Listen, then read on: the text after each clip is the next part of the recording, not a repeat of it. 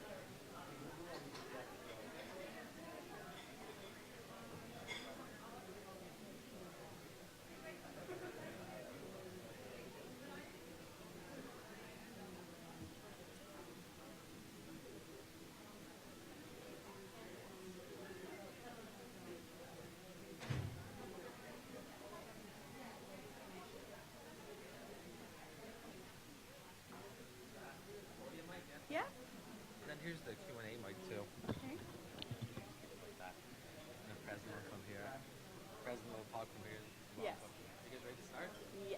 In about 2 seconds. 2 seconds. So can I switch to? Yes, this you laptop? can. Yeah.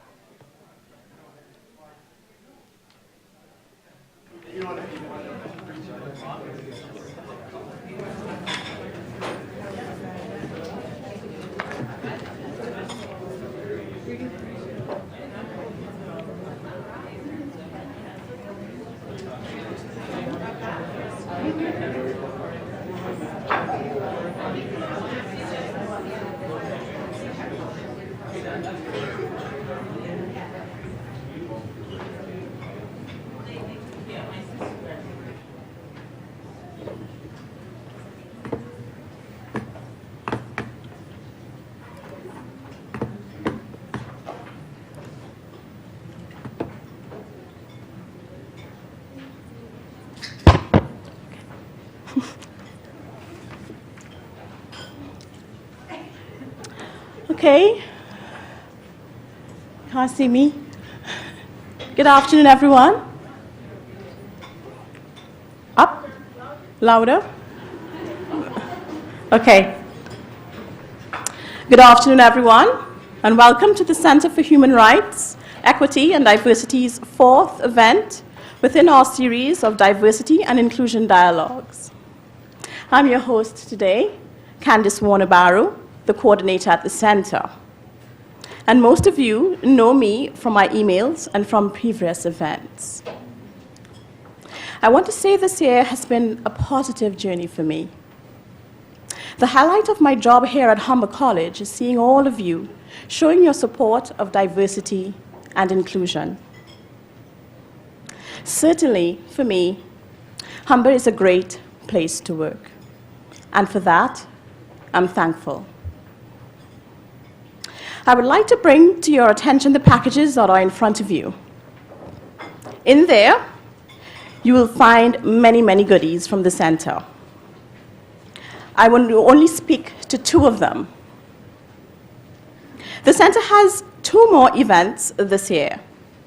One is on December 3rd, entitled Breaking Barriers, which will be central to the college observance of the International Day of Persons with Disabilities. And the other is on December 6th, which is the National Day of Remembrance and Action on Violence Against Women. Showing your support by attending these events would be greatly appreciated. I would also like to draw your attention to the evaluation forms provided at your space. The center takes your responses very seriously, as it gives us a valuable insight to strengthening Humber as it continues its journey towards increasing inclusion. At this time, I want to acknowledge our director, Nancy Sims. Also, the VP of HR Services, Deb McCarthy, for their vision and direction in the work of the center. I would now like to invite our president, the president of Humber College, Dr. Chris Whitaker.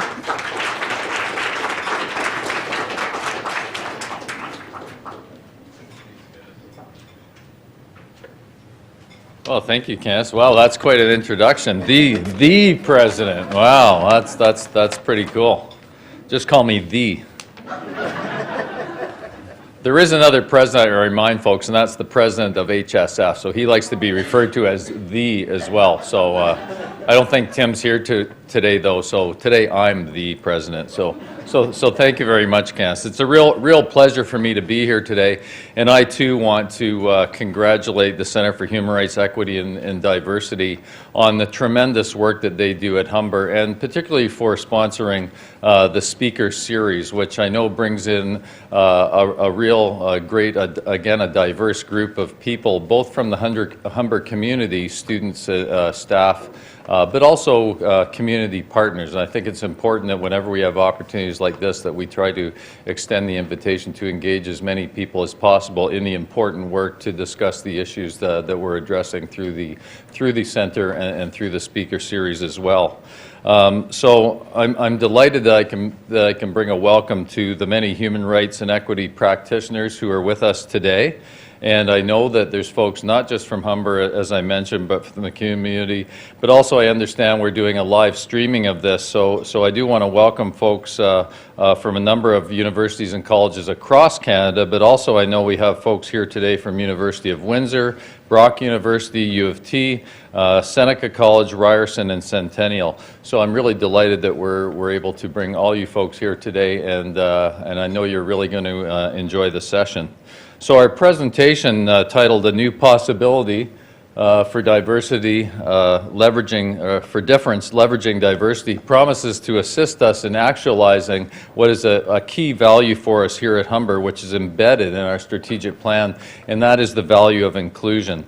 And I hope today that the lecture that we're going to hear and the talk that we're going to hear today helps all of us in the post-secondary sector increase our recognition that leveraging diversity is so key to our success as an organization. And I look forward to having all of us participate in that discussion today. Certainly at Humber, we're deeply committed to ensuring that our students are exposed to diversity in the faculty and the staff and the administrative employees that that we have at the college to engage them. We know that we're preparing our students for an increasingly diverse and complex world, and we want to bring the world into Humber and our students as well. And Humber, as one of the largest colleges in Canada, if not the largest in Canada, is because of our role in terms of size and scope, it's absolutely important that we try to show leadership in embracing inclusion and diversity. So again, I'm really thankful for the work that the Center is doing and for the speaker series that we have, which this one is part of today. And we're very excited to be part of that changing landscape in post-secondary education where inclusion and diversity is such an important issue. So with that, it is indeed my pleasure to introduce our speaker for today, Dr. Martin Davidson. Dr. Davidson is a professor of leadership and organizational behavior at the Darden Graduate School of Business, University of Virginia. And he tells me he doesn't get to Toronto too much, but he does enjoy the city. So we're going to give him a big Toronto and Humber welcome in a minute. He teaches, conducts research, and consults with leaders globally on how they can use diversity strategically to generate superior business performance. His research on the impact of culture and ethnicity on career development and on conflict management appears in top managerial and academic publications, including the Harvard Business Review, Administrative Science Quarterly, Research on Negotiation in Organizations, and the International Journal of Conflict Management. Additionally, Dr. Davidson consults with a host of Fortune 500 firms, government agencies, and nonprofit organizations. He has served as the National Chair of the Gender and Diversity in Organizations Division of the Academy of Management. In his text, The End of Diversity as We Know It, Why Diversity Efforts Fail and How Leveraging Difference Can Succeed, Dr. Davidson introduces a research-driven paradigm for leaders frustrated or disillusioned with traditional ways of designing and implementing diversity initiatives. He earned his bachelor's degree from Harvard University and his PhD from Stanford. So please join me in welcoming Dr. Martin Davidson. Thank you, Chris. Thank you very much. Appreciate it. Thank you very much. It's a real privilege to be here. This is great. Chris, I'm sorry, I actually did. I woke up this morning, I didn't have much else to do, so I changed the words around in the title. Just to I have these conversations with lots of different groups, obviously in the U.S., but also in Asia and Africa, South America, Latin America. And I really enjoy it because every time especially whenever I get out of the States, something interesting really always happens. In the States, it kind of gets boring after a while. So I'm really happy to be able to be up here and to engage in this conversation with you all. And I talk about it as a conversation because when Nancy, she told me that this was going to be kind of a workshop, so that I couldn't just talk at you the whole time. And which wasn't my intent in the first place, because I come from a case teaching school where it's all about you talking and not me talking. So I won't make you work too hard, but I will ask you to be engaged and interactive and do some work that I hope by the time we get done, you'll find useful here long after I'm gone, that we can begin something here for you, by you and for you. So that's the idea. I come to this work on diversity and difference for lots of different reasons. In terms of my own story, I'm from Cleveland, Ohio, actually originally. And I learned all about Canada. That was part of what we had to do in elementary school. We had to learn about Canada. And I guess it's because we were so close. And so I ended up, my dream actually was always to live in the Yukon. Because it just seemed like such a cool place. I guess that may not be the reality, but it was, as a kid, it was wonderful. But as I'm here, I'm really looking forward to engaging with you all because of the multicultural nature. I've been told, and I've read that Toronto is incredibly multicultural, that there's a lot of different perspectives, there's a lot going on in this city and this community. And so I think that makes it a really fertile ground. But what we're going to get into as we talk about this is that part of what I see, part of what the motivation for the work that I do, is the reality that having people together, sort of in the same place, isn't really good enough. You know, just having diverse people isn't good enough. That something else needs to happen. And I'll tell you, the immediate way that I stepped into this was, I've been doing this work for about 20, 25 years. As a young man leading workshops and being variously skilled or unskilled, and trying to get better at it. And over that time, what began to happen to me as I began to do much more consultation with companies and other educational institutions is I started getting calls a few years ago, maybe 4 or 5 years ago. And the calls went something like this. Hello, Dr. Davidson. We've heard about your work. We'd love to have you come and spend some time with us. You know, just to give you a sense of who we are, our company used to be very, very good at this. We really had made some strides. We had changed the demographics of our company. It was really great. But then we kind of lost steam. And we sort of regressed a bit. And so now we'd love you to come in and reboot us. And I said, okay, well, that's interesting. But what was strange is I began getting that call regularly. I got it again about 2 weeks ago. It keeps happening. And so my question is, well, why? Why are you all calling me? I mean, I'm happy because I love the money. It's great. But what's happening that is creating this pattern of we had some energy, we've made something, but then it's dropped off. And now we need to get going again.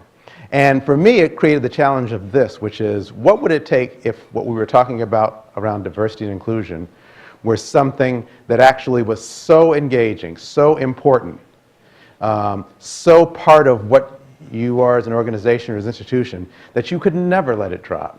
You could never let it go. It would be impossible. Even if you wanted to, you couldn't.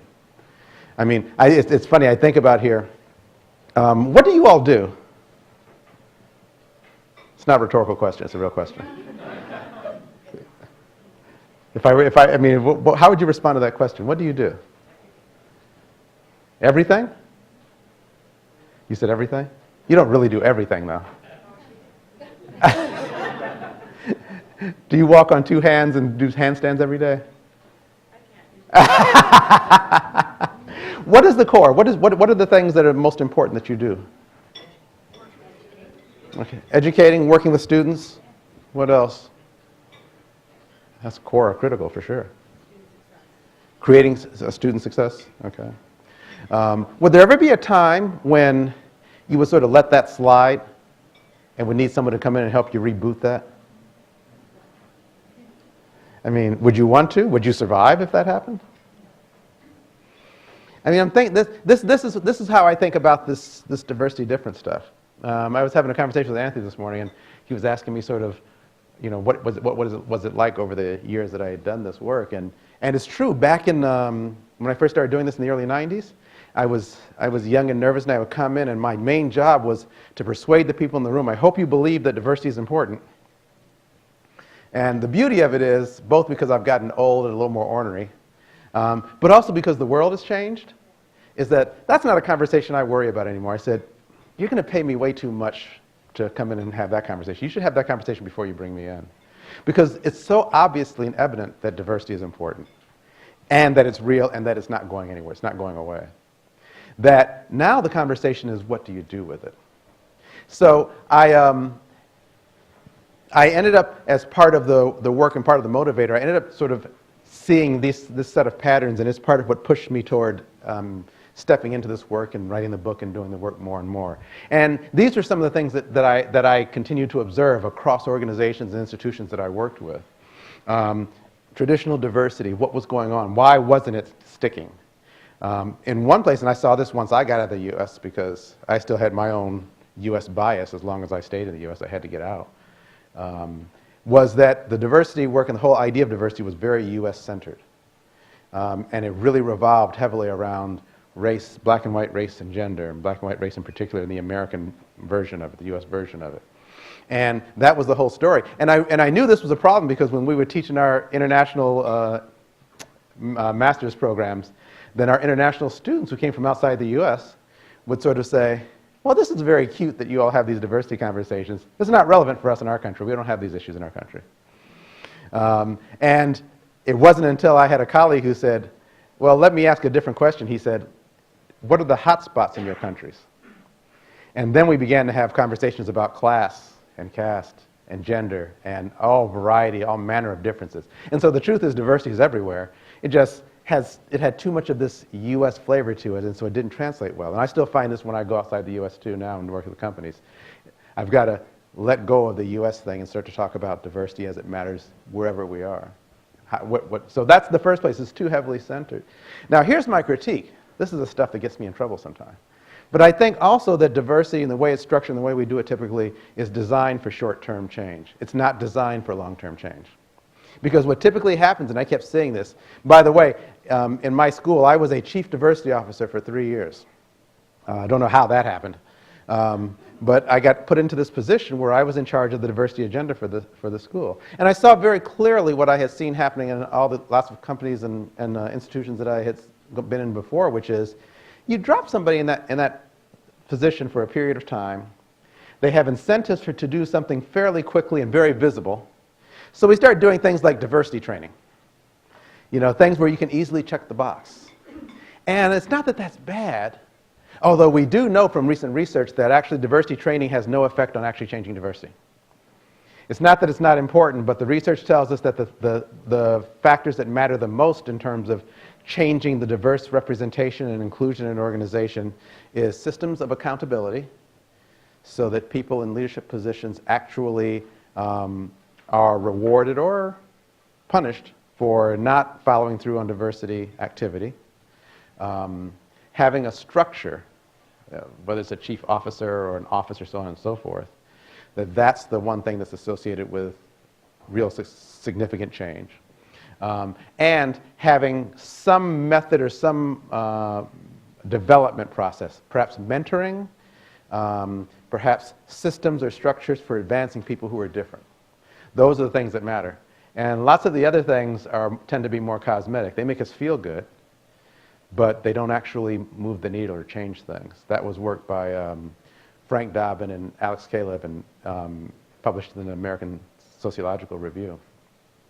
So this whole thing about long-term change, it's like the typical ways that we think about diversity have really been designed for the short run and not for the long run. I think that we don't have good enough conversations that invite people to say, I don't really agree with diversity, or I don't agree with how it's done. I don't buy it. I don't know if this is true. You have to tell me if it happens in Canada, if it happens at Humber, that if your real belief is that you don't get into the diversity thing, you don't like it for some reason, we tend to have political correctness kick in, and most people don't say that out loud. Is that true here? For the most part? Okay. And it's gotten mixed with a very positive motivation, which is sometimes people just say crazy, crazy things that aren't thought through that, who needs to hear that? That's kind of like mental garbage. But oftentimes there are very reasoned, important conversations to be had about what's working and what's not working and how diversity unfolds. And we don't have good forums or good skills for that. Two colleagues and I wrote an article in Harvard Business Review a few years ago called Rethinking Political Correctness. And it was really about how is it that we begin to step into conversations, no matter who we are, where we begin to build skill and take responsibility for ourselves, whether we're white and male or black and female, whatever it may be, we take responsibility for ourselves so that we can have engaged conversations, authentic conversations about this, that put political correctness aside and allow us to be able to come together and get things done. It's not easy to do, but it's important. I also think that part of what happens is that when I kept coming into the people and talking about diversity, a lot of people say, oh yeah, we've been doing this for a while. Been there, done that. Martin's doing a diversity program. Say, okay, that'll be good, that'll be nice. But I've been to a lot of those before. It's great. And what happened is that essentially we've become desensitized. We sort of have, in a kind of a weird way, we've become arrogant about our diversity skills. We kind of think we kind of got it, or at least we got it well enough that we don't have to worry about it anymore. In the U.S., I always talk about this. Hey, we got a black president, it's all good, right? We've covered that, right? And that desensitization, though, is a problem because, of course, diversity is, we never had it very well to begin with, but also diversity is changing all the time. There are lots of different pieces. And I'll come back, I'll talk to us about my favorite diverse group. You're never going to guess who my favorite diverse group is. Who do you think? Who? Gender? No. I like men and women, that's cool, but no. My favorite one is white men. Fascinatingly diverse group. Fascinating. We'll get to that in a minute. The result of all this, though, is too little real change. Change isn't happening because of these sorts of things. So what is the alternative? What could be different? And that's why I created sort of this notion of leveraging difference. And I'm calling it leveraging difference. I think there are lots of different people who've been thinking about this and beginning to capture this domain. But for me, it's here's the definition. It's capitalizing consistently, so I'm trying to think about the long run, capitalizing consistently on relevant differences to achieve an organization's mission and goals. And I like to highlight, I probably should have italicized two of the words. Consistently is one piece, and that is how do we do it in a sustained way that deals with those calls I kept getting. The other is relevant, and that is how is it that we actually step back and start to decide what kinds of differences we're going to pay attention to and put our resources and our energy into working with. And that's a tricky question in the inclusion world, right? Because part of inclusion is about how is it that everybody's included. And then when you're not including someone, then you're excluding them. And that gets you in all kinds of trouble, right? So those are two really important points about this. And before the afternoon's out, you'll have a grip on those, hopefully an intellectual grip, but also a behavioral grip on that a little bit, what I'm talking about here. And at the end of it is always, what's your mission? What's your goal? What are you trying to achieve? And I was kind of asking you that question about what do you do? Because I like to start with this stuff around, I come across people in organizations all the time, and one of the things about diversity is that it's kind of an add-on in most people's lives. It's either forced by regulation or by some zealous leader who sort of decides that he or she really wants this thing to happen, and everybody's like, great. I have my job to do, now I got to do this stuff too. And so while that's always a challenge, especially when something is secondary, then I like to sort of refocus it and reorient it. And I like to start with I don't know, are you here? Do you like what you do? Do you love your work? In general, not every day, not every minute, but in general. And it's like there's something I think that brings us to work that's about our passion for what we do. It's about what we love doing. And I like to start there. And I think diversity only matters in that particular context. And that if it's something on the side, then we're never really going to pay attention to it. It's not going to make sense. So how do we do that? How do we centralize it? That's the question. This is the core. And what we're going to do this afternoon is I'm going to give you a little bit of this about this distinction between these two different frames, these two different mindsets. And then we're going to go through how you get from one to the other in kind of a more experiential way the rest of the afternoon. But let me just capture some of these mindsets. Part of what I began to do is simply, people have been talking about this in different ways. I call it a managing diversity frame and a leveraging difference frame. Sometimes people have been talking about it as diversity 1.0 versus 2.0, if they want to grab that technology language and so on and so forth. But whatever you call it, it's kind of like old school, new school, is the way I have to think about it. But I think that the differences are really, really important. And I'm going to highlight just a couple of them in our conversation. I talked a little bit about the context thing already, which is old school diversity. The managing diversity frame really has a very U.S. flavor to it. And again, part of what I began to find in my work is that didn't fit once I got outside the U.S. There are different stories and different realities and different ways of dealing with diversity. So this leveraging difference frame that I want to talk about applies to multiple cultural contexts. You can use it. It's much more all-purpose. You can use it in different ways. I spent time with working groups in China, in Vietnam, in Russia, in South Africa, in Ecuador, in the UK. And in all those different places, oftentimes just very radically different diversity stories, but the issues around difference and diversity are still really relevant, as I said before. I stopped doing diversity. I know you all think you're at a diversity talk right now, right? I know, we tricked you. It's so funny, it's great. I stopped doing diversity about 8, 9 years ago. I only do leadership now. I teach leadership, and so I frame everything I do around leadership. So this actually is a leadership conversation that we're in today. So sorry if you thought you were going to go to the diversity. You can come back to another one if you want to go to diversity one. And for me, it's leadership not just from Chris's perspective. It's not just sort of the leader. It's leadership from all of us. Okay, it's how we actually are engaging in, because part of the way I think not only the diversity work happens, but any kind of change initiative that happens in any organization happens not just by some high-level leader, but it happens throughout the organization. It happens with champions. Okay, champions create a context in which experiments happen. The change gets picked up, and then it begins to, through contagion, begins to move throughout the organization. That's how organizational change happens. Okay, so by the same token, I think what's most important is having you all think about yourselves as leaders. And that even though diversity is our conversation for today, I think some of the stuff we talk about might be useful in whatever you do if you're thinking about yourself as a leader, which I would strongly encourage you to do. The leadership perspective here is a really important one. Now, are you like all pro diversity people? Are you like zealots and stuff like that, or are you more of a mixed group? I know there's some zealots here, but not everybody's a zealot, right? Not everybody, okay. I mean, it's okay not to be a zealot. You can just sort of be. Okay, so you woke up this morning, you knew this talk was going to happen today. How many of you just sort of like, you could not sleep last night? You were so excited about this that you tossed and turned, you got up at 5 o'clock to 4:30 this morning. Yeah, I know you did, Candace. Well, you tossed and turned because you want to make sure it worked out right.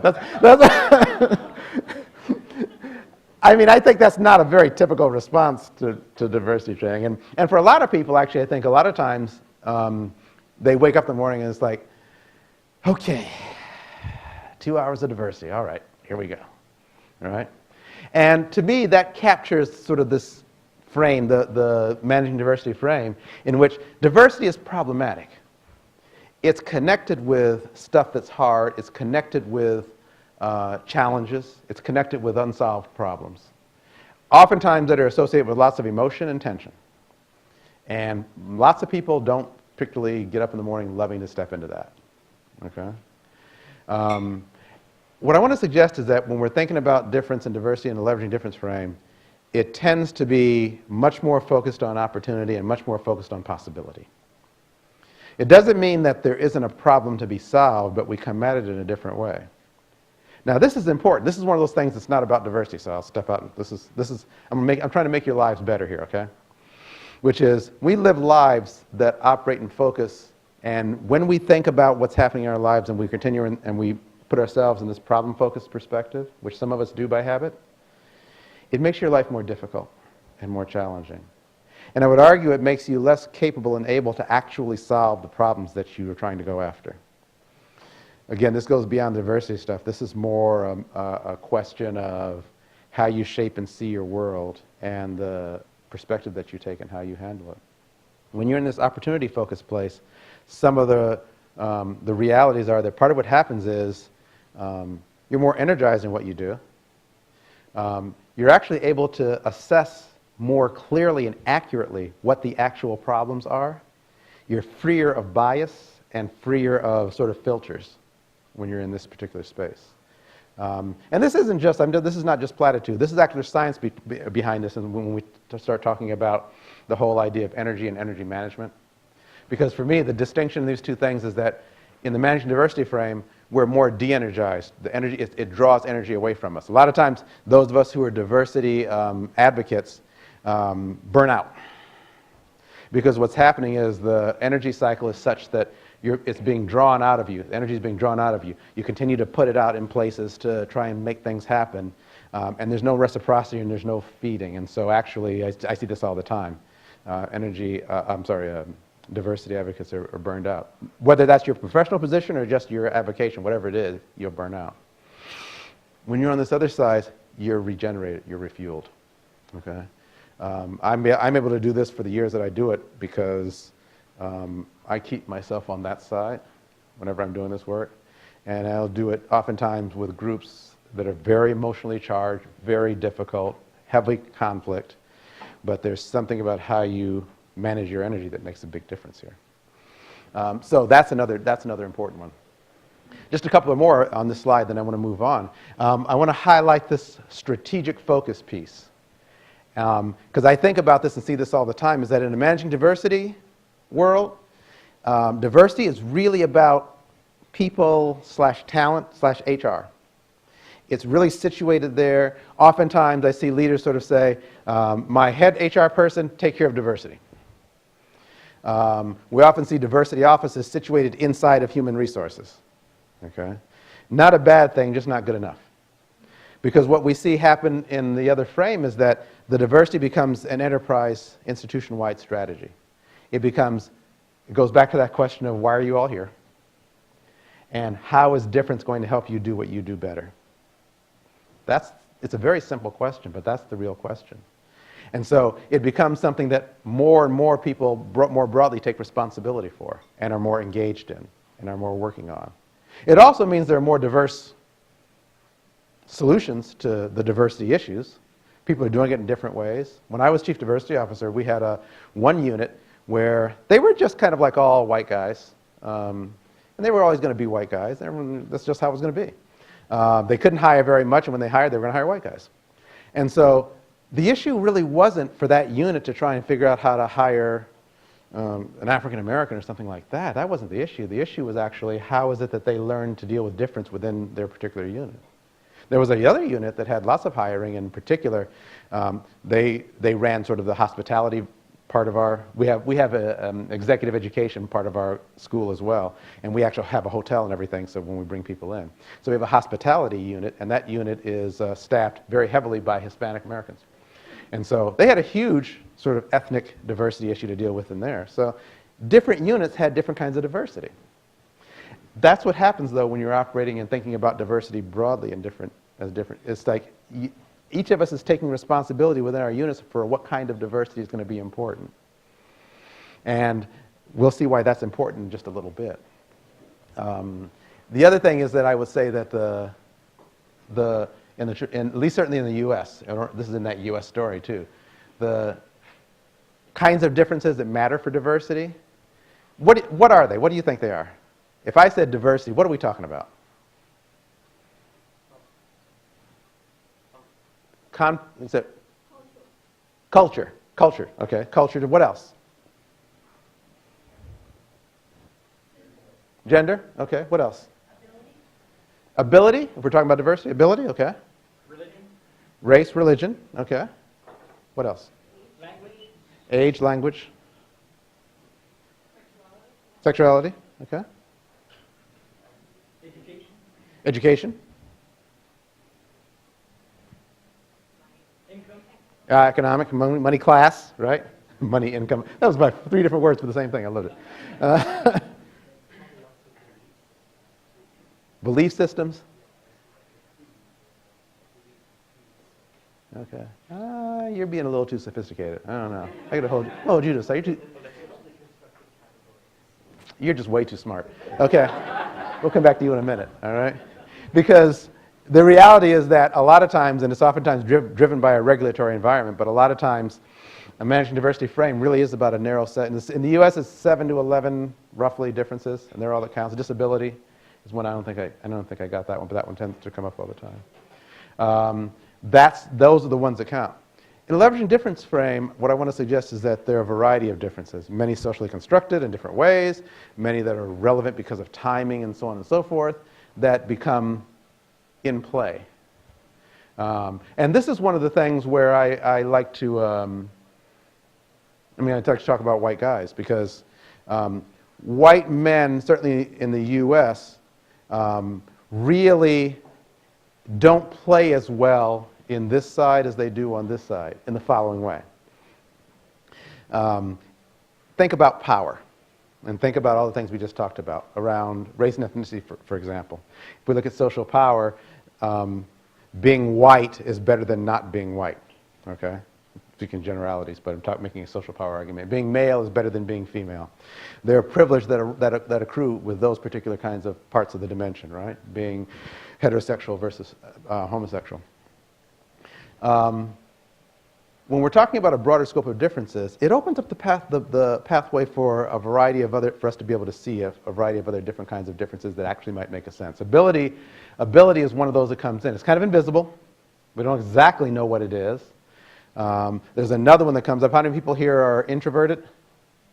You won't raise your hands, right? I know. Versus extroverts. Now, I'm actually, whenever I do the Myers-Briggs, I'm a very high introvert, believe it or not. But you could tell. I mean, it's one thing to see me here, but did you watch me before? You know, you saw me like sitting up here or something. I was playing cards on my iPhone. Anything, you know, not to have to engage, right? I warm up, but I'm very introverted. It's not easy. And so there are a variety of differences that could come into play that could be incredibly relevant for what you do. Let me ask you this question. For what you do on a day-to-day basis, and I know there are different avocations here in the room, what kinds of differences are the most important on a day-to-day basis for allowing you to get done to accomplish the goals that you're trying to accomplish? What comes up the most?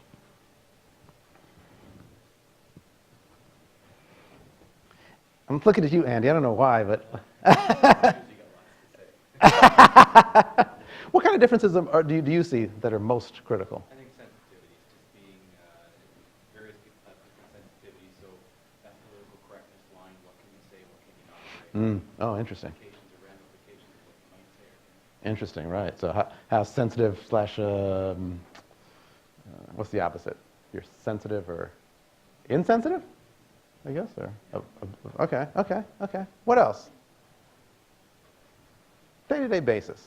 Forget diversity stuff, just day-to-day basis. What kind of differences matter the most? Some people do things what from my own perspective efficiency is, or not efficient. Yep. Sometimes other people can't. Absolutely. Okay. Yeah, so some people are more efficient at what they do, some people sort of are not, right? Yeah. And it may matter for speed of getting things done, too. It may be actually very important. Exactly. Depending on the task. Yep. What else? Differences in motivation. Some people are really they're really passionate about what they're doing. Others are kind of like, whatever, I can take it or leave it, which would actually link to speed, probably. Yeah. What else? I need something from this part of the room. We're too quiet over here. The big one for us is knowledge, obviously. I mean, we're disseminators of knowledge. Okay. Leverage that like crazy. Okay. We're here. Yeah. So how do I frame that as a dimension of difference? Is it people who know a lot versus people who are dumb or something? In Or? a sense, yeah. Those that can impart knowledge to those who don't have knowledge. Okay. My career is based on leveraging knowledge. Okay. Well, so then, but again, so to make a point, then what would matter would be people who are good at leveraging and brokering. Now, I like to talk about that too, sort of sharing it, versus those who aren't as good at it. Okay. Well, and people, are there faculty here who do research, sort of research faculty as well? I mean, in Humber, I mean in general, because I always think about knowledge creators. So some are very good at research, and some not so good. Some are great at teaching, you know, and so the two don't always come together, right? Those differences strike me as actually critically important for what you all do. So when we're talking about difference and diversity, this is all part of the game, okay? And part of what we find is that there are a lot of differences that come into play. Now, that means we're going to have to decide which ones we're going to pay attention to. But I just want to make clear that this is not a one-trick pony. It actually is that there's a lot going on here, and it's embodied in all of us. We also see that the differences between the two frames have a lot to do with the amount of change that can happen, and especially the amount of sustained change that can happen. So the question then becomes, how is it that, do you see it, let me ask the question before I go to the next slide. Do you think it desirable to spend some time with this mindset versus this mindset? Do you see a benefit to operating in this frame at some point? No? You don't. You don't like it. Okay, why not?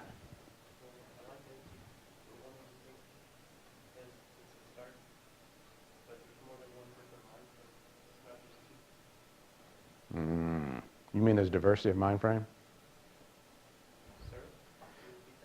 Do you mean there's diversity of mind frame? Yeah, it could be. I didn't anticipate that. Yeah. You're right, there could be different ones, right? There actually could be. And so let me think about it this way. Let's think about it instead of a one-way arrow. Let's think about it as an arrow that goes back and forth, potentially. But how would you get from the left to the right is the question. Here's the picture. It's a pretty simple picture, actually. But what we found in our research is that when we try to track companies that are able to operate in this leveraging difference frame and to execute on it very well, these are the directions in which they operate it. And the cycle is, at some level, is pretty straightforward, and I want to spend the rest of our time together engaging you in some activities that bring them to life. But on the surface of it is simply this, that it begins with this whole notion of seeing difference. And that is the question of, inside your context, wherever you are, what differences are most important? And a lot of times people think that that's a simple question, but I actually think it's an incredibly fun and challenging question.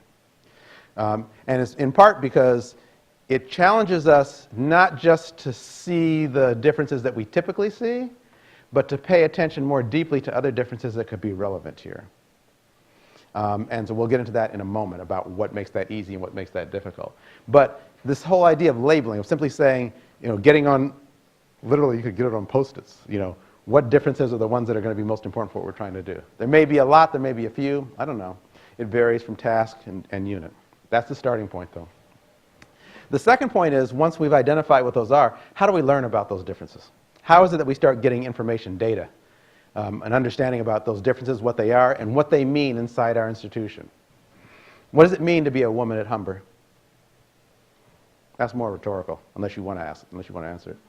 But I think it's a powerful question. What's it like for women at this institution? And yeah. Would that be a big conversation to have? Okay, yeah. There's a lot to be learned. Understanding is the place where learning happens.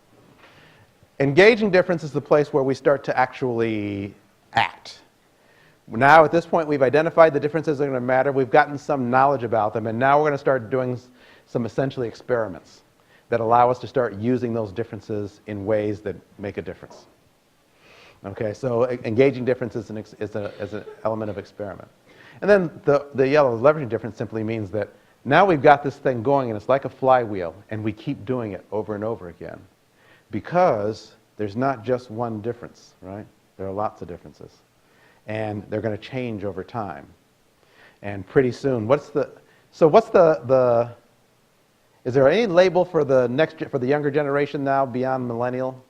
Have we created any new names yet? What? What's HD? Really? Is that real? I love that. The HD generation? Oh, that's so cool. When were they born? What year? Millennials are what? They're in the late 90s or something? 2000? When are HDs born? Oh, in 2000? They can't have the same name then. There's going to be a new name, right? There's going to be a new generation. There's going to be a new name. All of us, I used to be, I think I am now squarely a baby boomer. I used to not be a baby boomer. The baby boomers were all older than me. Then they all died. So now I'm a baby boomer. So the names are going to shift. But there are going to be these new generations, and they're going to have a different flavor. They're going to have a different sort of set of norms, a different sort of way of seeing the world. That's a new difference, and we can't anticipate that yet. The difference is always going to be changing. There are always going to be new ones on the horizon, and so we need some way that allows us to keep learning about that. And that's what this does. It keeps going. So if that's the cycle, yes? You forget that you have a kid in you. Don't ever forget you have a kid in you. Oh, that's right. Oh, yeah, that's right. I always thought about that. So I'm doing... You do that at home, but not in the profession. See, now this is interesting. What's your name? Are you Brian? No, you're Brian. You're Brian? My business. Okay. See, here's what's interesting, Brian, because what the book that I'm working on now is I'm actually studying weirdness. So I'm studying weird people in organizations. I'll give you my autograph at the Yeah. That's okay. I had already zeroed you in already.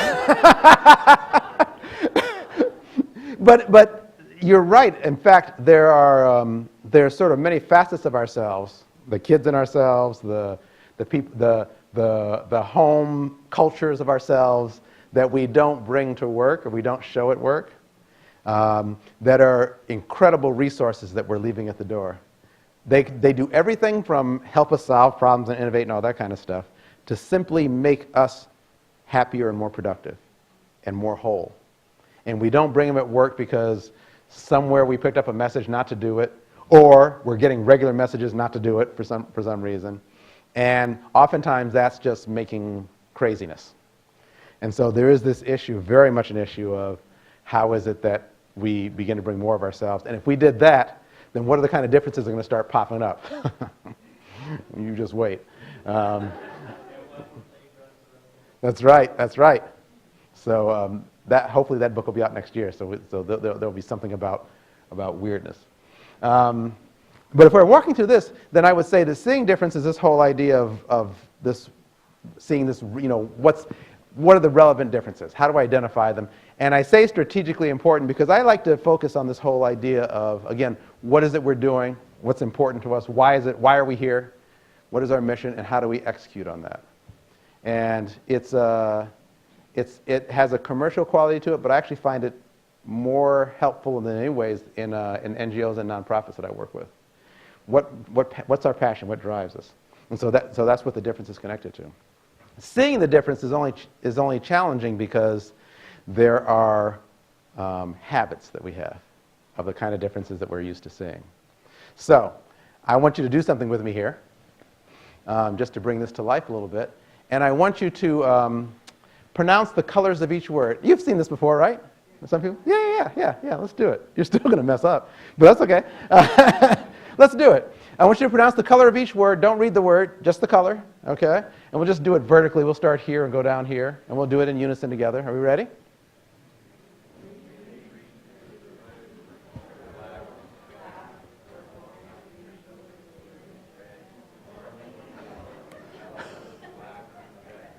Okay. Let's try that again.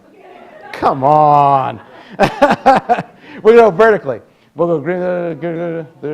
Okay, ready? And let's do it quickly. Ready? Go.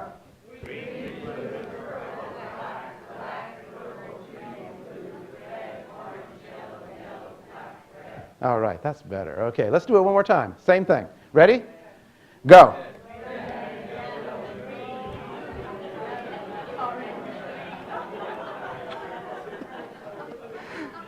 Yeah. That didn't work out so well. You've seen this before. What's wrong here? What's happened?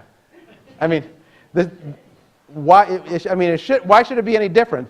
All you're doing is just identifying colors. We can all identify colors, basically, right? What's different?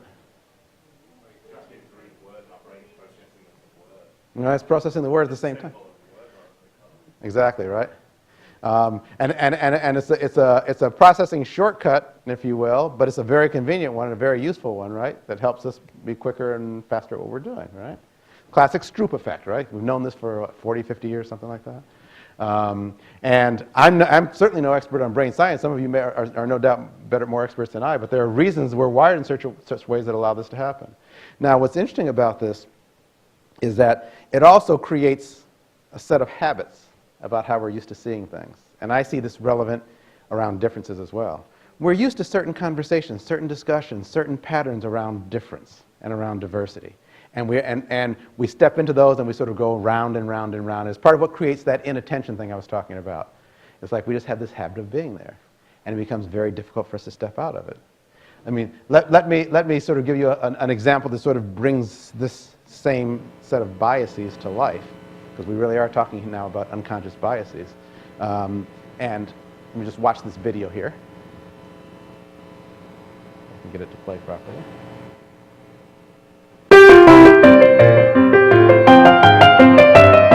Clearly, somebody in this room murdered Lord Smythe, who, at precisely 3:34 this afternoon, was brutally bludgeoned to death with a blunt instrument. I want each of you to tell me your whereabouts at precisely the time that this dastardly deed took place?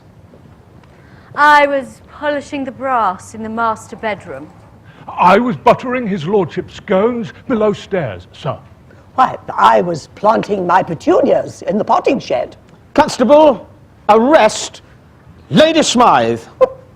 But how did you know? Madam, as any horticulturist will tell you, one does not plant petunias until May is out. Take her away. That's right, madam. It's just a matter of observation. The real question is, how observant were you?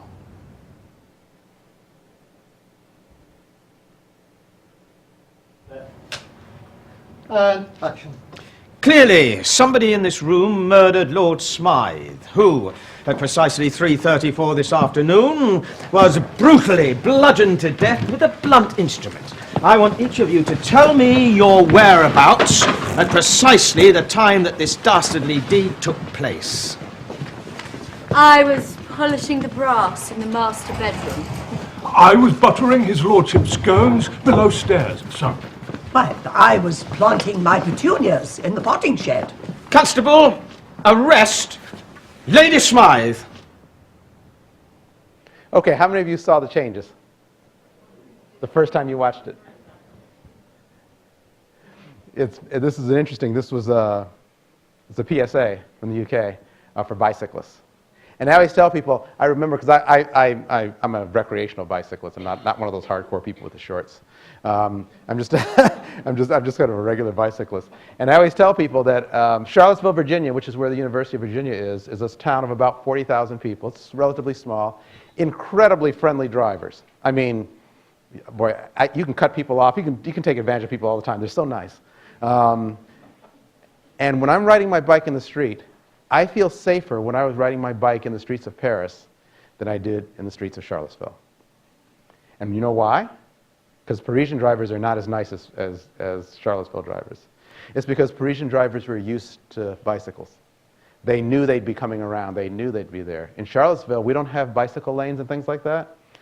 As a driver, and I'm a driver there too, I don't look for them. So when they show up, it's usually because I'm about to hit them. Right? So it's a much more dangerous place.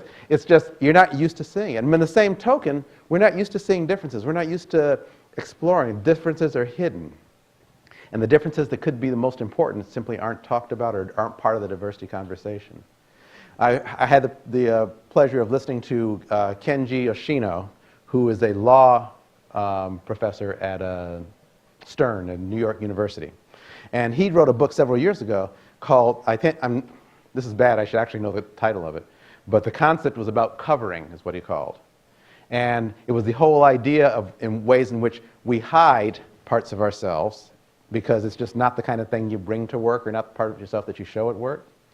And not only did he argue is that oftentimes suboptimal, but a lot of times we're hiding things that we don't even have to hide. It's just that we're so used to doing it. We're somewhere we learned earlier in our careers, early in our lives, that this isn't the kind of thing you bring out, that we're actually getting in our own way. And this is a really powerful concept. This is part of what's connected to my weird, too, because what I would argue is that the parts of us that we think are weird, when you look out in the world and bring them out, they probably aren't as weird as we think inside, but we're so afraid to put them out and show them that we just don't do it. And what it does is when we don't do that, and we all come together, try and act the same way, look the same way, dress the same way, put on ties and coats and all that kind of stuff, then we essentially forget who we are. And that damages us personally, but it also damages us collectively in our institution. We lose energy, we lose possibility, we lose the ability to actually innovate, to do things differently, to sustain one another. We lose all that stuff because we put it aside. So this awareness thing and this seeing difference is really important. And in my book, I talk about a lot of practices that help you to surface and see more difference and to be less stuck in hiding and missing differences. And they include things like understanding strategy, understanding what's most important in your institution or organization. Do you have a strategy? Does Humber College have a strategy, a business strategy? Okay. Do you know what it is? You know?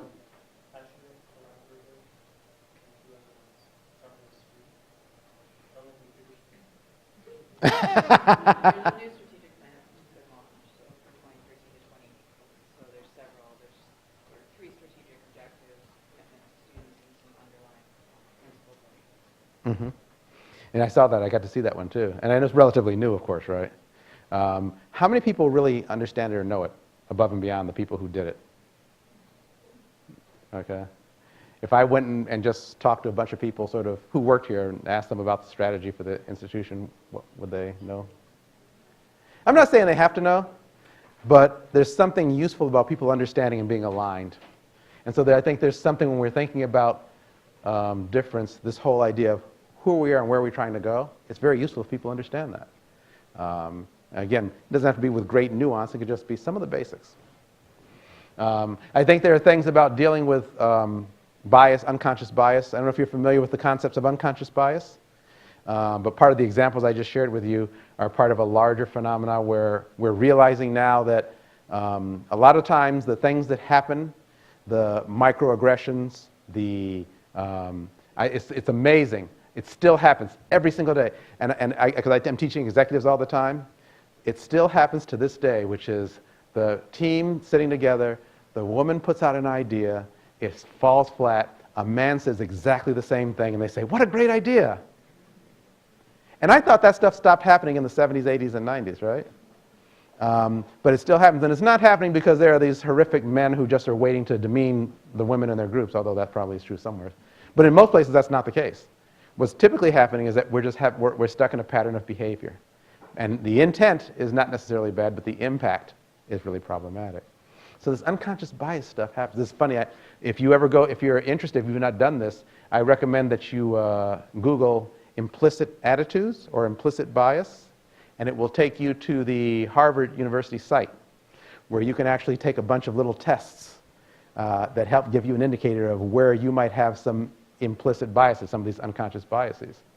And I often chuckle because I'm black, and yeah, right, exactly. I chuckle. And I've been doing work, and I've actually done work and research on race for many years. And when I go and take the test, I typically have a bias, an unconscious bias toward whiteness. And it bugs me because I'm like, okay, I'm trying to game the test now, right? It's like, okay, I'm not going to have this unconscious bias anymore. But it's hard to put away because it's unbiased, because it's unconscious. It doesn't just easily go away, right? They do change. Awareness helps them change. Changing patterns of your behavior help them change. But it's not an easy process. And it's not because I'm bad or because I'm somehow continuing to internalize my oppression. It's not only that. Maybe I am, but I don't think so. It's simply because there are these sets of habits, there are psychological habits that are going in that we're learning about now, and that are changeable, but that are there, and they're affecting every single one of us in all of our interactions pretty much all the time. And I had a colleague, a white male colleague, who used to do a lot of this consulting earlier on, and he did this wonderful way of working with white men and really sort of dealing with, especially white men, because oftentimes they were, in the early diversity work, they were on the front lines of getting blamed for stuff. And he did this really good work around helping everybody, not just the white men, but the people of color who were doing the blaming too, of helping everybody understand this distinction between what happens when we try to do the right thing and the way in which we want to see ourselves as good people. We want to see ourselves as people with integrity, non-biased, and so on and so forth. And that as soon as we discover any place where we do, we immediately label ourselves as horribly biased. When I used to do my work on race, it was always wild. I would try and do these little scenarios, and I would say, and in proper psychological, methodological manipulation, I'd have a little scenario, and in one scenario the character would be black, and in the scenario the character would be white. And when the character was going to be black, I would say, so-and-so is his character, he's of African descent, blah, blah, blah, blah. And then in the other one, when I say, so-and-so is a character and he's white, whenever I would do that, my white respondents would freak out, and they'd say, that's not me, that's a racist. That's one of these Ku Klux Klan people. Simply the statement that the person was white created this whole negative, horrible sort of response to it. And it captures this whole idea of there's either sort of, it's like the angel or the devil on your shoulder. And it's like, if you're not the angel, then you're the devil. And in real life, real people sort of are sitting in the middle. Real people aren't in either place. They're kind of in the middle. And that example was about whiteness, but it happens for lots. It happens for people who are straight, who are dealing with different sexual orientations. It happens for men, women. It's not about being, you know, an angel or a devil. It's about being a real person. And so there's something in here around, I don't know what got me off on that. I don't remember what I was talking about. But, but there's something about being able to see that reality that I think is really important around this. Okay, that's the seeing piece. I want to go to the understanding piece, and I want to engage you in a little activity here around understanding. Understanding, again, really is very simple. It's gathering data about difference. So here's what I need you to do. I need you to find a partner who you're going to talk with for a little bit. I'll tell you what you're going to talk with in a moment. But ideally, this would be someone who you don't know as well. So if you're sitting next to a colleague you work closely with, scoot around and use the wheels on your chair and just find a person to talk to. Okay? I know this is aversive, but it's going to be good. So just find a person. We're going to do it in pairs.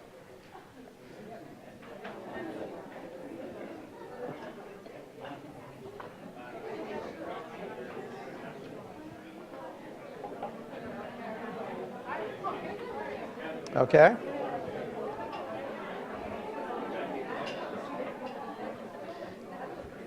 Okay, ideally this is a one-on-one conversation. Is everyone into pairs, or are we an odd number? Who does not have a person to talk with?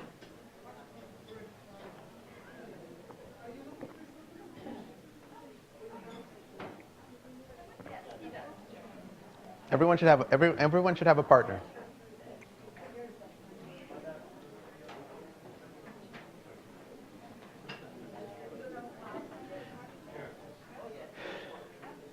Okay. And if we ended up with an odd number, a three-person group would be fine, but ideally we just need two people. So does everyone have a partner? Who doesn't have a partner?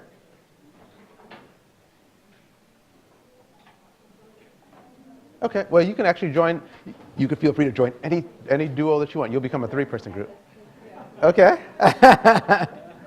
All right. And so we're going to engage in an activity which will be timed, so I will time you three slightly differently than everyone else, okay?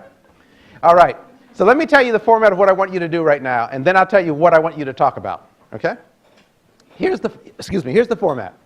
What's going to happen is I'm going to give you a period of time to talk, a few minutes. Everyone will have an equal amount of time, and as will you three. You'll have a slightly shorter amount than the pairs. Everyone will have an equal amount of time to talk about this topic. The way that I'd like you to talk about it is as follows. I'd like one person to speak while the other person listens. Now, what I mean by listen is the person who's listening will sit quietly, comfortably, but quietly. He or she will not sort of interject, won't say, oh, I know what you mean. None of that. No words. Okay? Generally, minimal movement, so not lots of wild arms. No, none of that. Okay? You're just sitting and you're listening. Quietly, calmly, taking it in. That's all you're allowed to do. Okay? Now, the person who's speaking, you are allowed to speak for this period of time. And I said it'll be a few minutes. It may be, I don't know, 3-4 minutes. We'll see. Well, it may be shorter. It depends on how the Spirit moves me. So you'll have that period of time to talk. And what's going to happen is this is a bounded period of time. And so Jen, you may be the first speaker, and you're going to have this 3 or 4 minutes to talk. Now, Jen may run out of things to say after 30 seconds, right? Okay. If that's the case, then the two of them would sit quietly for the next 3 minutes and 30 seconds. Okay. Now, during that time, Jen can start talking again if she wants to. That's fine, because it's her time. But they're not allowed to switch. You're still listening until I do the turn. Okay. You're the listener. Okay. Is that clear? That instruction clear? All right? And again, when you're the speaker, it's your time. So you can speak, you can pause, you can go to sleep for a while, wake up, anything you want. This is your time, okay? Now, when I give the word, then I'll ask you to switch, and the speaker will then become the listener, following the same rules, and vice versa. Now I'm going to tell you what you're speaking on. But before I do that, decide who's going to talk first.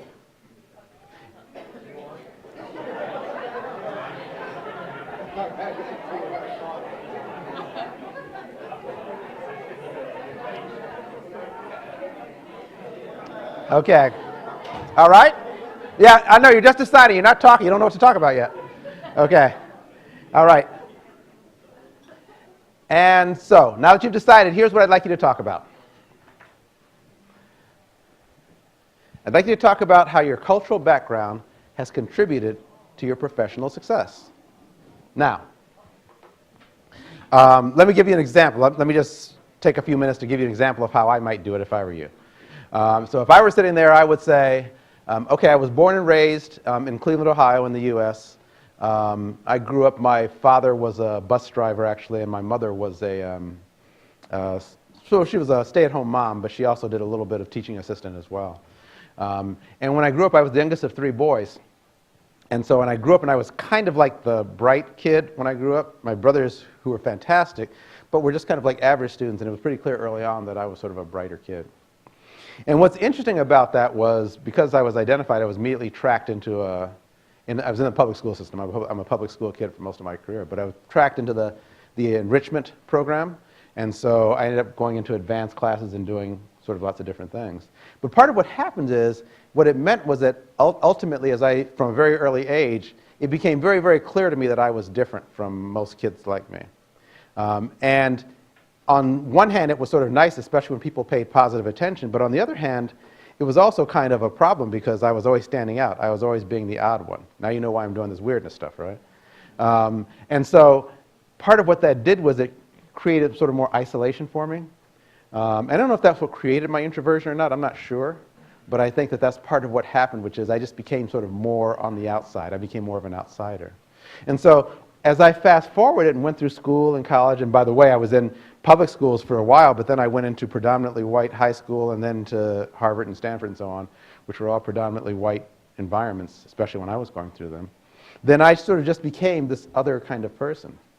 And so it made the whole idea of thinking about issues around diversity and difference even more salient, because I kept being different from everyone else. And so, time, okay? Because you may have to just stop, because when the time comes, then you have to switch over. Okay? Are we ready? Okay. Begin.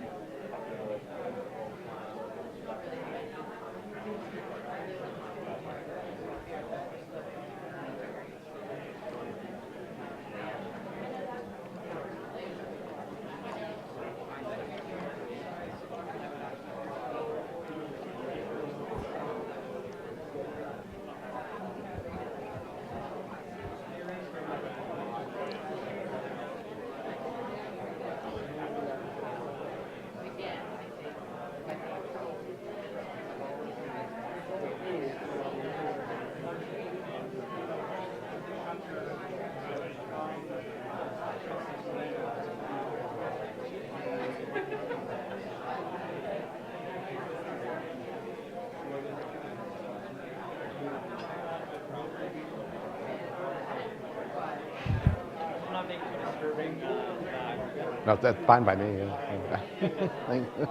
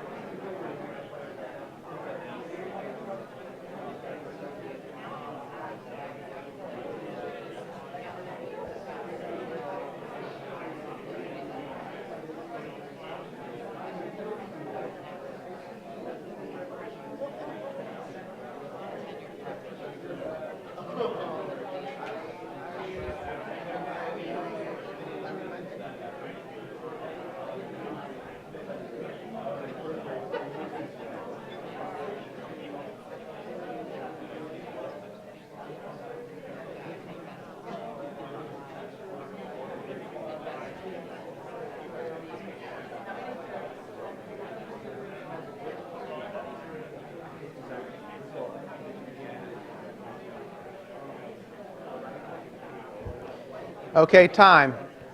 Switch.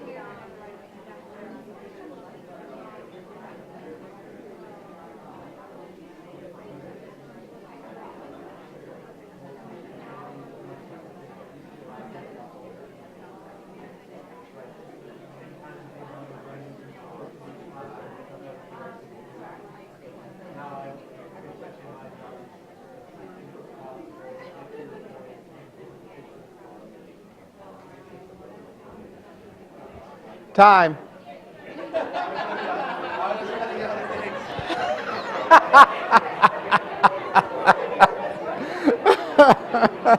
So you were just sort of. I thought I had a time well, Okay. So, let me ask you about this. This experience, I want to talk to you first in your capacity as the speaker. What was it like to be the speaker in this exercise? It was hard to maintain a narrative. You couldn't to keep talking, right? Okay. Did everyone have a hard time keeping going?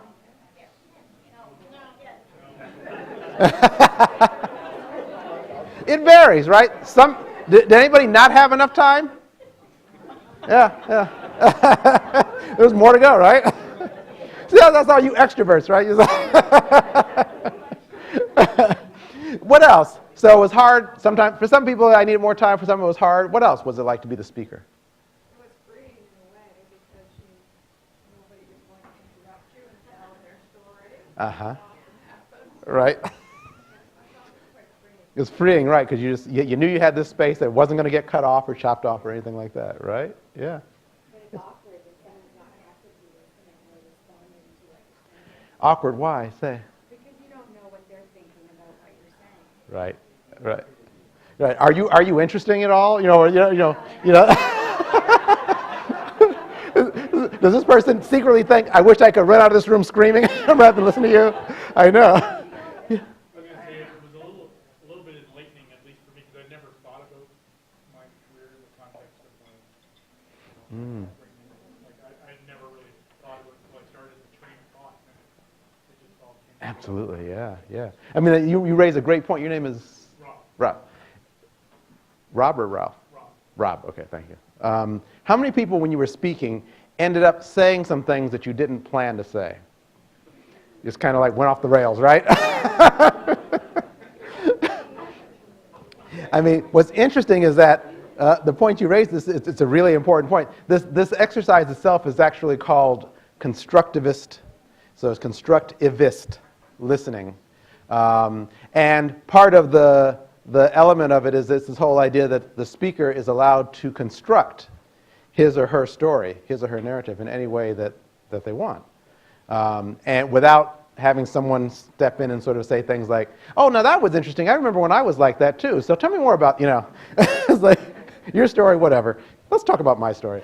And so it's designed to be something where as a speaker, you're able to just sort of go with what you're saying. Yes?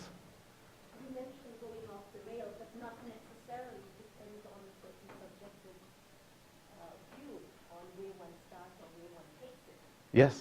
So if one makes it related and constructed, Yes. constructed within the exercise, I don't see it as necessarily going off the rails. In fact, I agree with you completely. I don't think anything that any of you said was irrelevant. Or I don't have to hear what you said. I don't think it matters. Whatever you said was exactly on point. Because in some ways we were operating in sort of it's kind of a field, right? Of this is something to talk about. You're talking about yourselves. Did anybody not talk about themselves? Yeah. And even if you had, that would have been interesting. But as long as you were talking about yourself, you were doing the task, right? Let me ask the other side. So when you were listening, what was it like to be the listener? Very difficult. Why? What made it hard? Yes? I found it impossible not to nod my head and raise my eyebrows. Right. Give some acknowledgement that I was paying attention. Why? So Jennifer, why was it so hard? I just felt like, I've been on a job interview with the government before, and they have to keep it passive while you're talking to, and it's the weirdest experience. Like you don't feel like you're making a connection. So I felt I wanted to give encouragement. Yeah. So I couldn't stop nodding my head. Because as a listener, you want to be connected, right? You want to be sort of involved in a way, right? Right? What else? What was it like being? Yeah. For me, it's just hard to keep my mouth shut. She would say something, and I want to learn more. It's very interesting. Right. She went on to something different. I go, more on that part. Tell me more. And oftentimes, I mean, that's a gift. It's like you feel like it's a gift of my interest, right? I'm interested in you, so tell me more, right? That's what it is. But I want to flip it a little bit. Oh, yeah, go ahead, Jeff. Let me get you.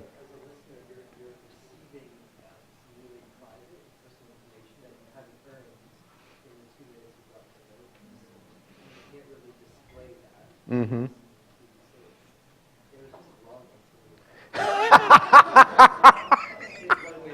Yeah, I know. I love that. That was great. That's interesting. What you said that you haven't earned. Tell me more about that.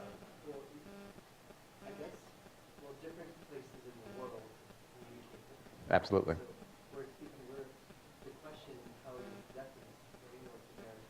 Absolutely. It's very easy to express and reveal yourself unsolicited. But it kind of, not always is it like that across the Oh, absolutely. Yeah, that's right. So there's that layer on top of it too. It's just a bit awkward, and similar to what Jennifer said as well. You have to show them that you're getting what they're saying. Yeah. But I was intrigued by the word unearned. I'm going to hear about that. What did you mean when you said that? Because you're so right about everything you said. Though. Maybe it's different here in the U.S., but you're not supposed to reveal that much to somebody else. And there has to be an element of trust between the two people. That just doesn't appear. And the assumption is that the trust isn't there until the word earned is a wonderful word. Something has to be done. we don't grant the trust automatically, right? Okay. Why? Yeah. But among ourselves as peers, why don't we grant the trust automatically? Why don't we do that? I mean, there's no rule that says don't trust your colleagues initially, right? Or is there? Do you have a rule like that here? I'm just curious why, you know. If I knew that, I'd be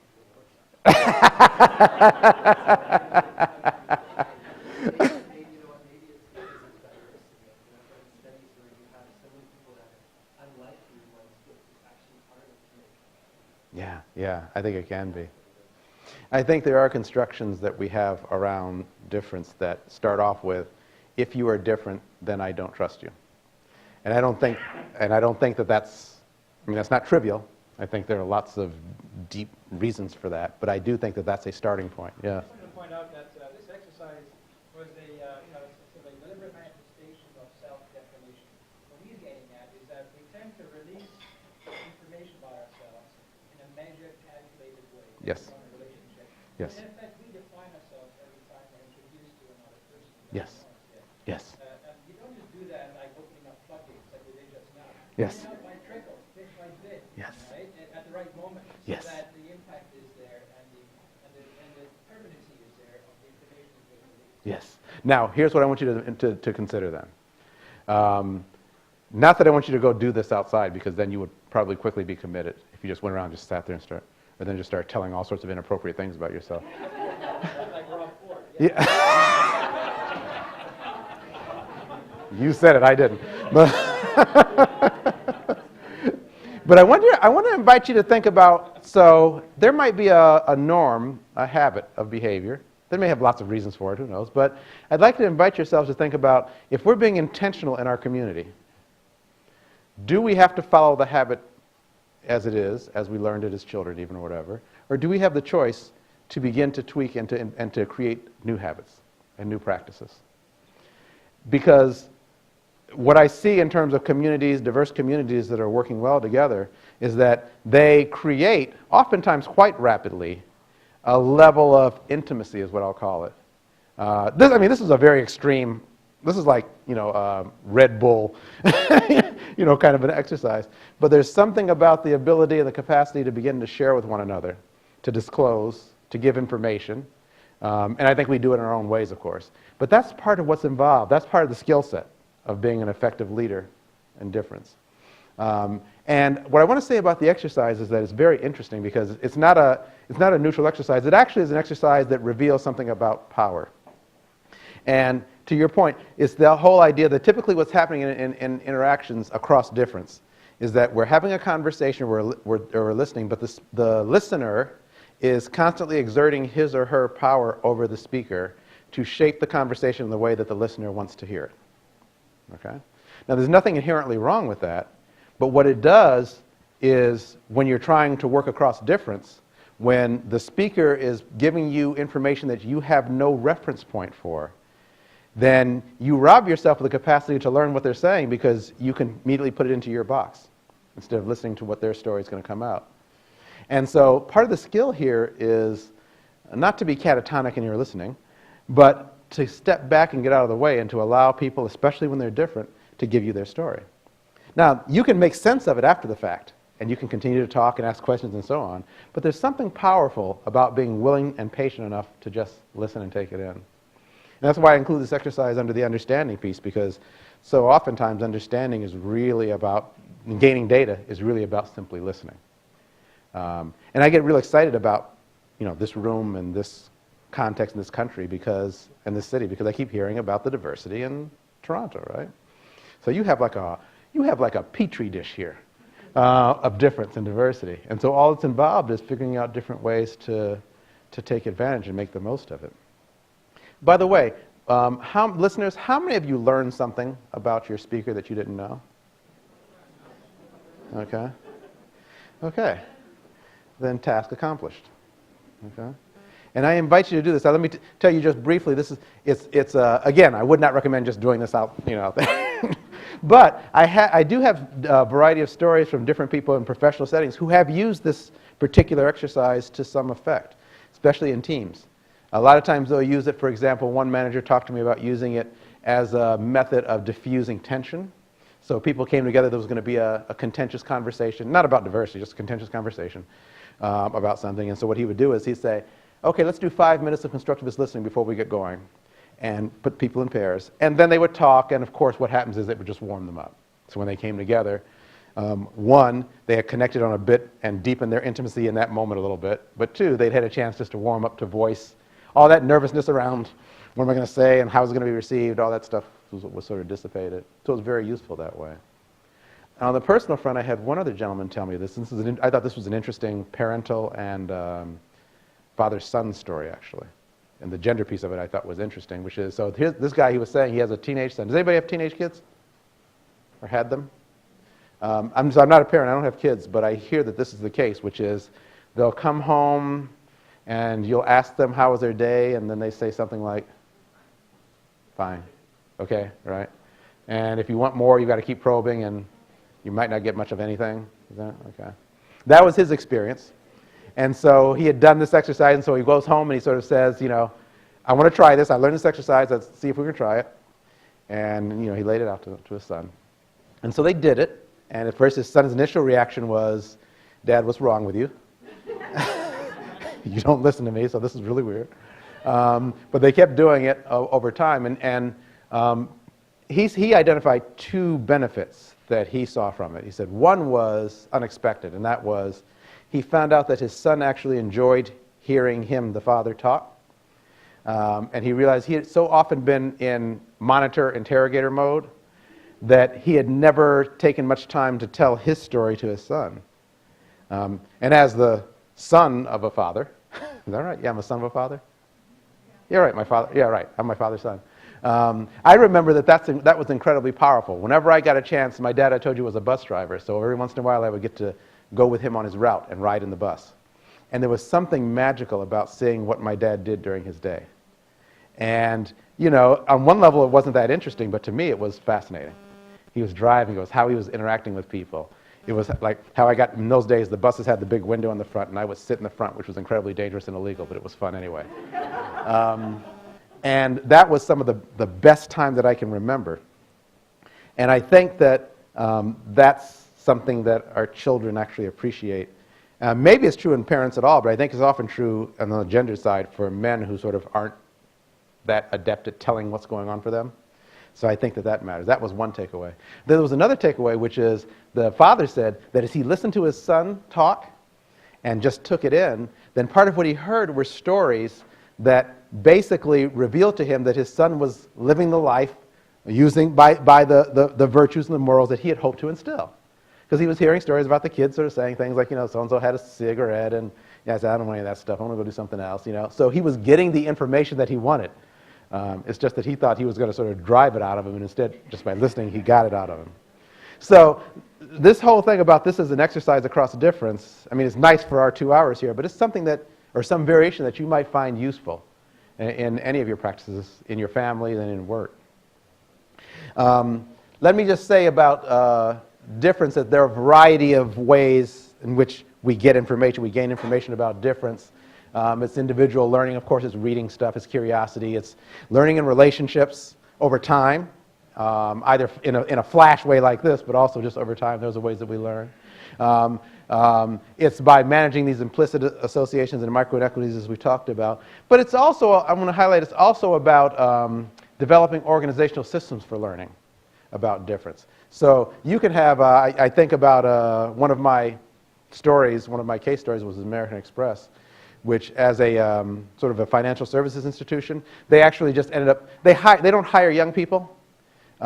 They basically, in their business, they pretty much have just, you know, mid-career people.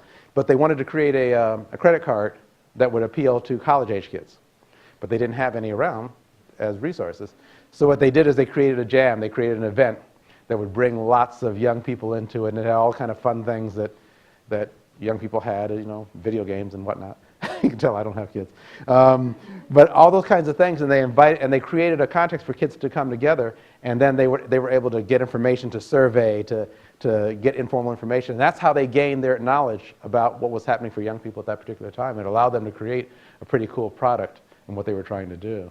So you can do this systemically too. I mean, there are a lot of, I mean, I imagine, if you're like me, I think as working in an educational institution, you know quite a bit about younger people, right? Right? It's not a trick question. I mean, I find that I know a little bit, but there's a lot that I never get because of the role.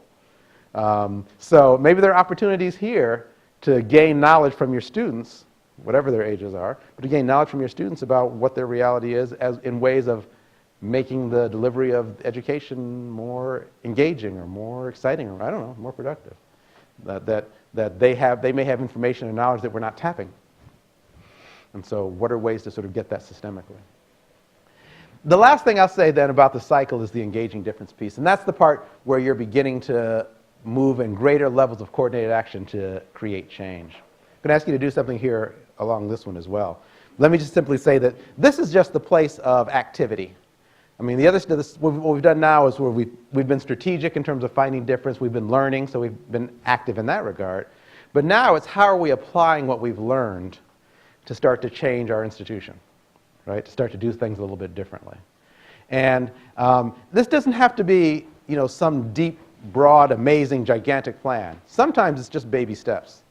In one company I use, they sold. Actually, they do business up here in Canada too. That's right.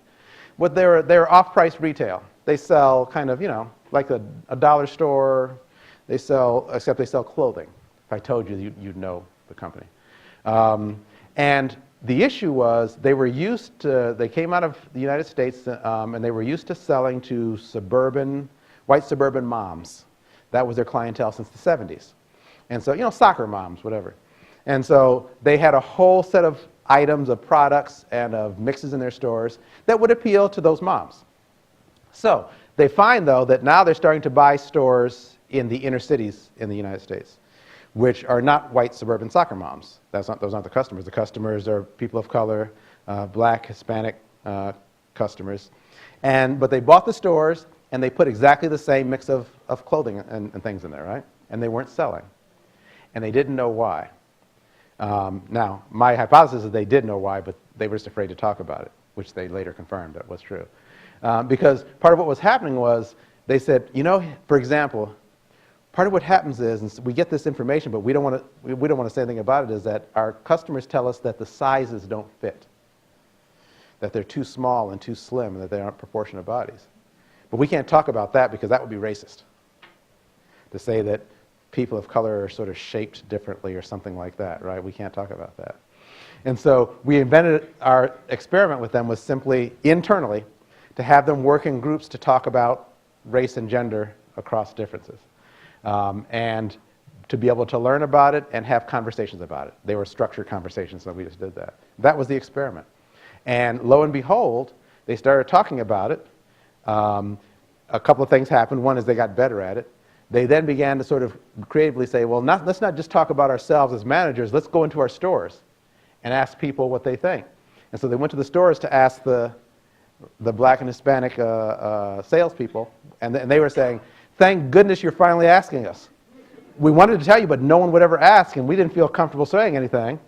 And so they said, yes, of course. Look, you know, hip size is different. Body size is different. You know, you can't buy this mix, and the styles aren't right. You know, and so they did this, and so they began to shift up the mix. It didn't cost very much. And it immediately increased their short-term profit by 50%, 50. It was, well, I call this, it was the low-hanging fruit. Little things that were easy to change that would create huge returns. Every organization, institution I've ever worked with around diversity has this low-hanging fruit. There are some things that you all, I guarantee you, that if you just did a little bit of tweak, it would make a huge difference in whatever outcome you were trying to create. You're just not doing it for some reason. I don't know why. And so that was one result. The other result that was interesting is, so they ended up buying stores up here in Canada. And then ultimately then in the UK as well. And what happens is, once they got here, they already knew, okay, we're going to need to go with a different product mix in Canada. Because we learned that you just can't get a store in a different cultural context and assume that they're going to want to buy the same things. So they hit the ground running then. And here in the UK, apparently they've done it pretty well. I was in one of the stores here a couple of years ago in Montreal. And it was pretty cool, I think. I mean, I don't know what Montreal people are like, but but it seemed to be very well traveled. And so there was the little experiment became the opportunity for ongoing change. So what I want you to do is, and so this is going to be kind of a weird task, is I'd like you to put yourselves into small groups. I don't care what size they are, but small enough that it's not so big. But in particular, I'd like you to do it in the following way. I'd like you to form homogeneous groups. I want you to find people who are like you in the room right now. Okay? And once you put yourself in these homogeneous groups, and then I'm going to ask you to talk about these two questions. So before we get to the questions, I'll explain them. Would you please just stand up? Put yourselves in homogeneous groups.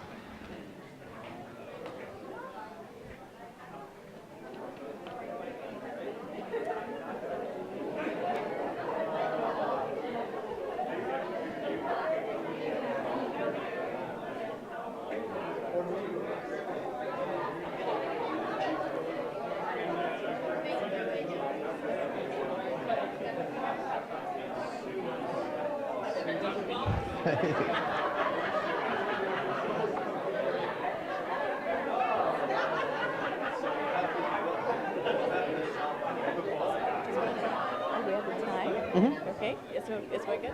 3 o'clock, right?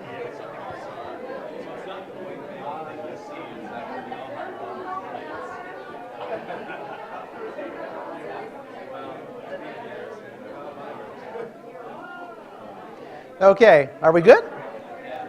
They don't have to be perfect. It's okay. It's, just rough approximation, right? Okay, now, do you have a group? Yeah, I thought I was in a homogeneous. Apparently not, huh? Okay. Here's what I'd like you to do in your groups. Actually, it would be kind of interesting to talk about why you put yourself in the group that you're in. That would be really interesting, actually. But I have a task for you. What I'd like you to do is to think broadly from your perch of where you work and the role that you have at Humber, but given sort of your broad knowledge, the breadth of your knowledge, I'd like you to think about these two questions, which is, from where I sit, the most energizing diversity opportunity is ... Now, it's funny, when I first wrote this, I wrote, the biggest diversity problem we have is ... And then I changed the word, because I wanted you to think about it. I want to mess with your head a little bit. I want you to think a little bit about where could we really do something? Where could we actually gain some traction if we would just do something differently related to diversity? What low-hanging fruit could we find? And so I'd be curious for you to explore that question among yourselves. And you're going to do it, of course, as your homogeneous group, right? So I don't know what you're going to come up with, but it should be interesting.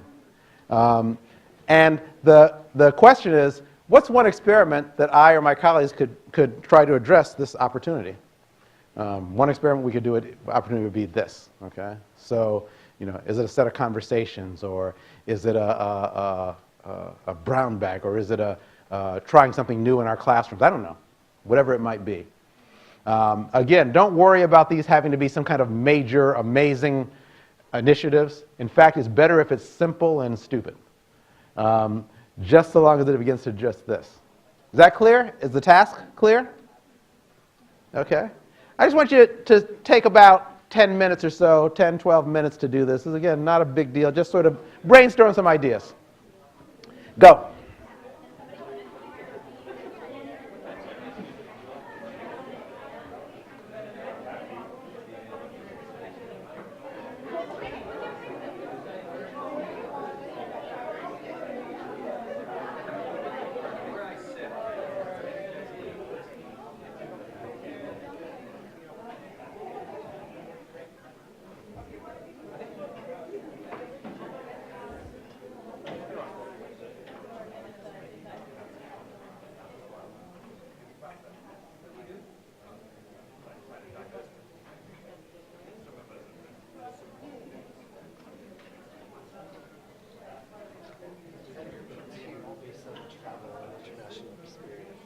Okay. What happened? I don't think she thought that was a good group. Oh. Is there a better group that you could find there?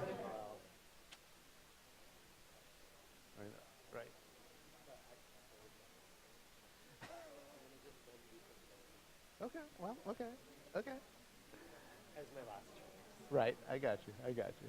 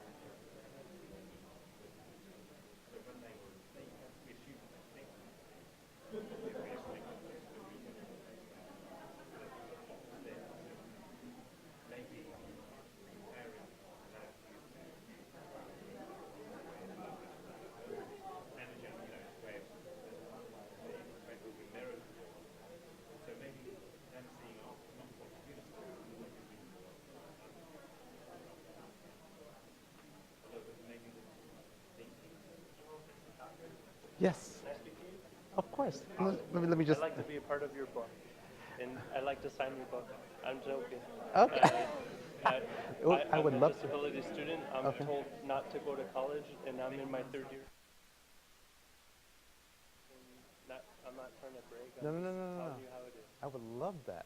How do I would like to talk to you because I have potential. Yeah. how do I find you? How do I get in touch with you? Should I give you my card? Uh, 1 minute. Okay. And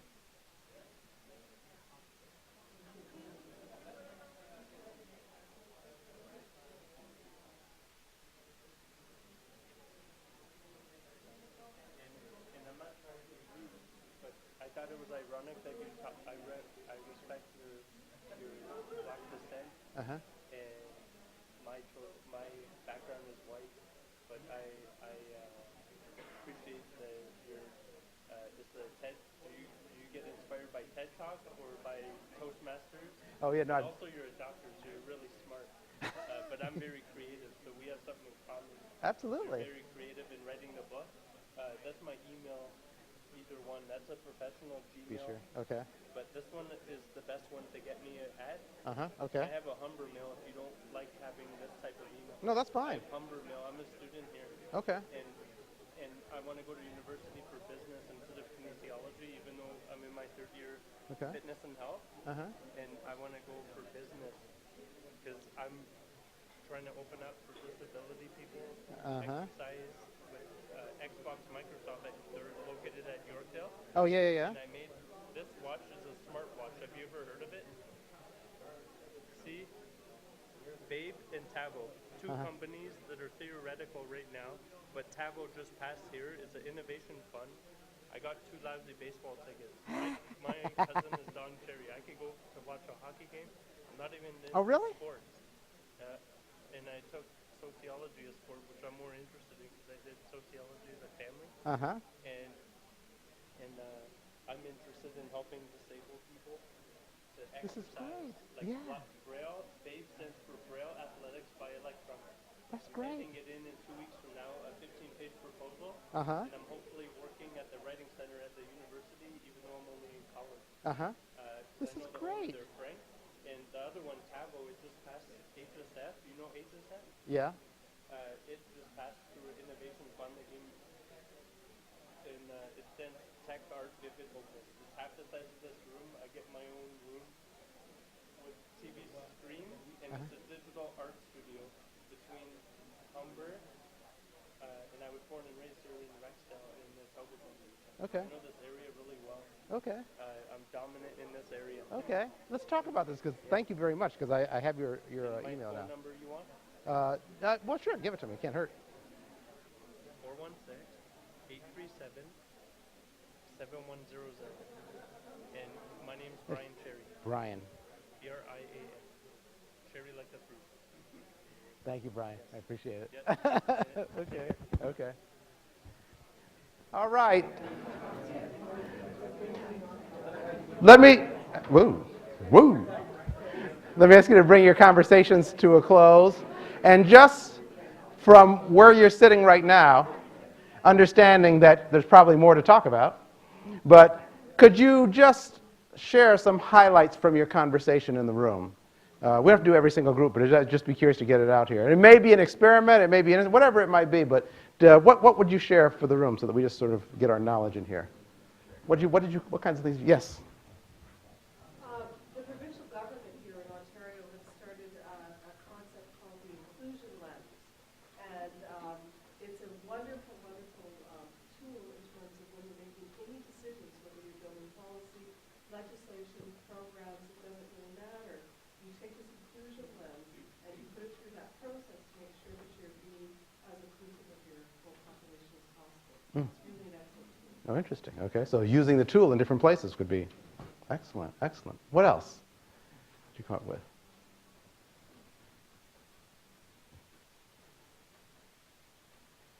The clock is ticking. Okay. An impression that lasted in me about Humber College, in terms of low-hanging fruit, Yes. is that Humber College multiculturalism and diversity kind of happens by itself. It's not in any way promoted, inhibited, managed, studied, exploited. It just happens to be, right?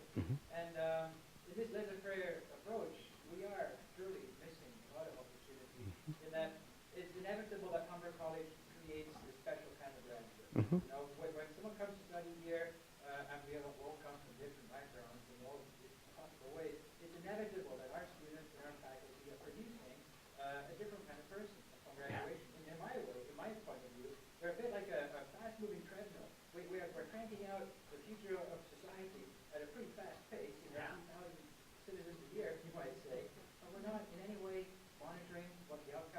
We're not saying, let's see whether or not this is an outcome that we expected, wanted, liked, and can we improve on this and do more. It's just let it happen. I don't think that's what's actually Yeah, that's interesting, yeah.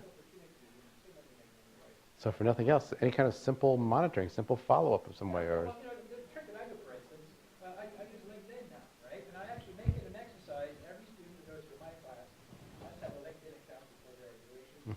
And it allows me to, in a very simple way, at least monitor what they're up to, 2 or 3 years down the road. I mean, not 5 years. And the first thing is come back, I've now had people who come back to me who say, yes, 5 years ago, I came to Canada with a T-shirt and a suitcase as an 18-year-old with nothing, right? And 5 years hence, perhaps middle managers, early professionals, and they have good mentors. I can bring them back to the classroom, I can show their own, followers, what it is that we go through. Yeah. Huh? It's just not working, I have to do it. Yeah, that's great, though. There's an opportunity. Absolutely, absolutely. We have one more. Is there one more group that can share? Yes. Uh-huh. Well, so building on what you've been doing is talking about kind of low-hanging fruit. One of the things that I'm one of the program coordinators at the Lakeshore, and one of the things that we're implementing at the Lakeshore, and hopefully then expanding to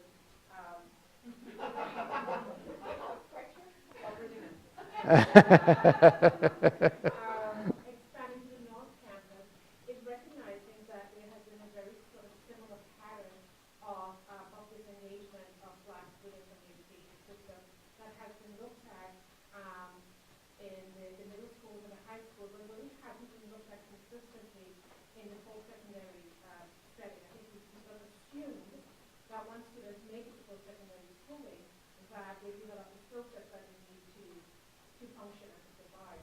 And quite surreptitiously, I realized that that wasn't quite the case. And we had significant numbers of Black students who were either disengaged or withdrawing from the programs early or being withdrawn for various academic reasons.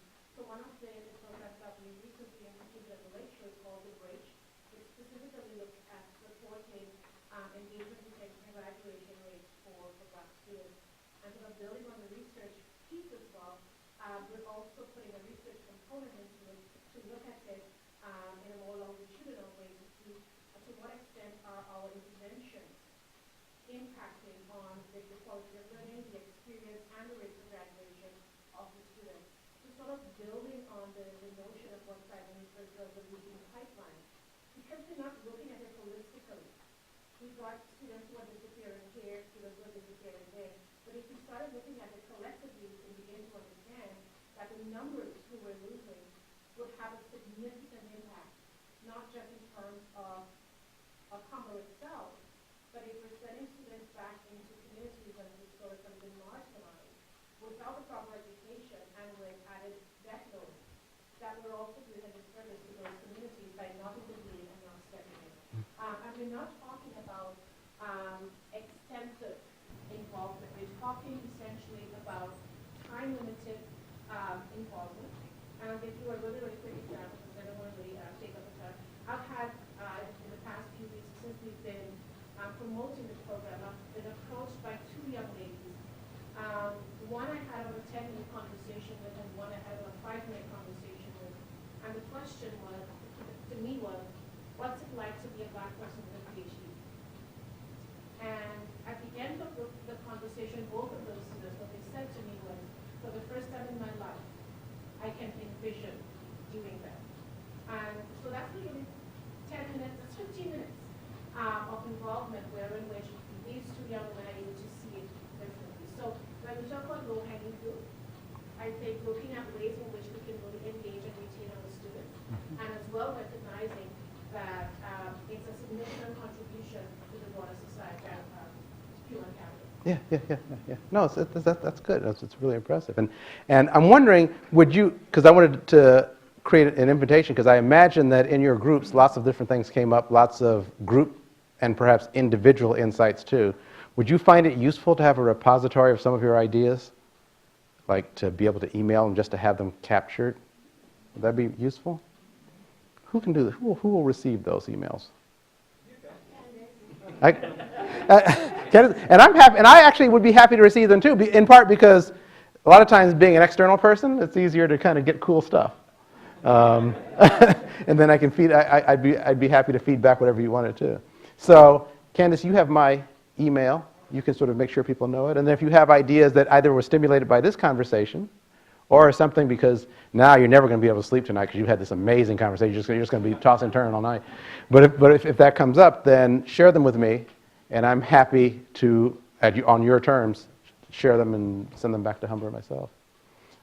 It's just that this sort of a conversation, the reason I put you into homogeneous groups is because there's power in homogeneous groups. There's information and insight that's there. And there certainly is going to be a time to share what's in the groups, but I think the homogeneous groups need to be legitimized. And I think about that not only in terms of the groups of so-called minority people or different people, but also groups of the majority people and the dominant people too.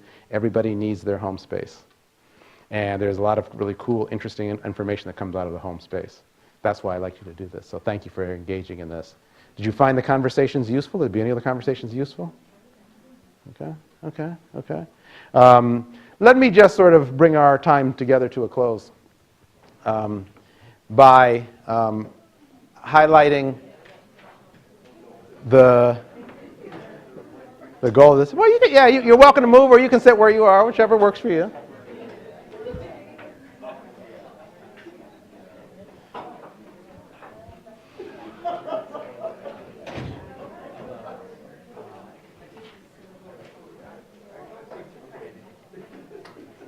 I just want to close with two things. One, simply to highlight the fact that the process, the cycle that we walk through, as I said earlier, the ability to keep it going is sort of what you're hoping for. And the reason that's important is because in the same way that a continuous improvement process was in play or something like that is in play, you want this to be a part of standard operating procedure.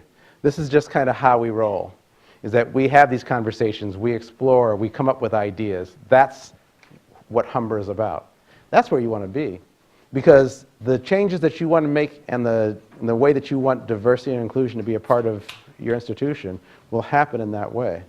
If you don't do it that way, then it'll be fits and stops and starts and things like that. And it's not that that's bad, but it's just so much is lost in that.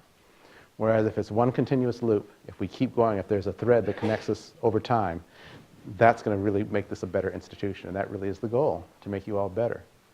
Better for your constituents. I close simply by saying this, that you create change around this stuff by personally doing things differently.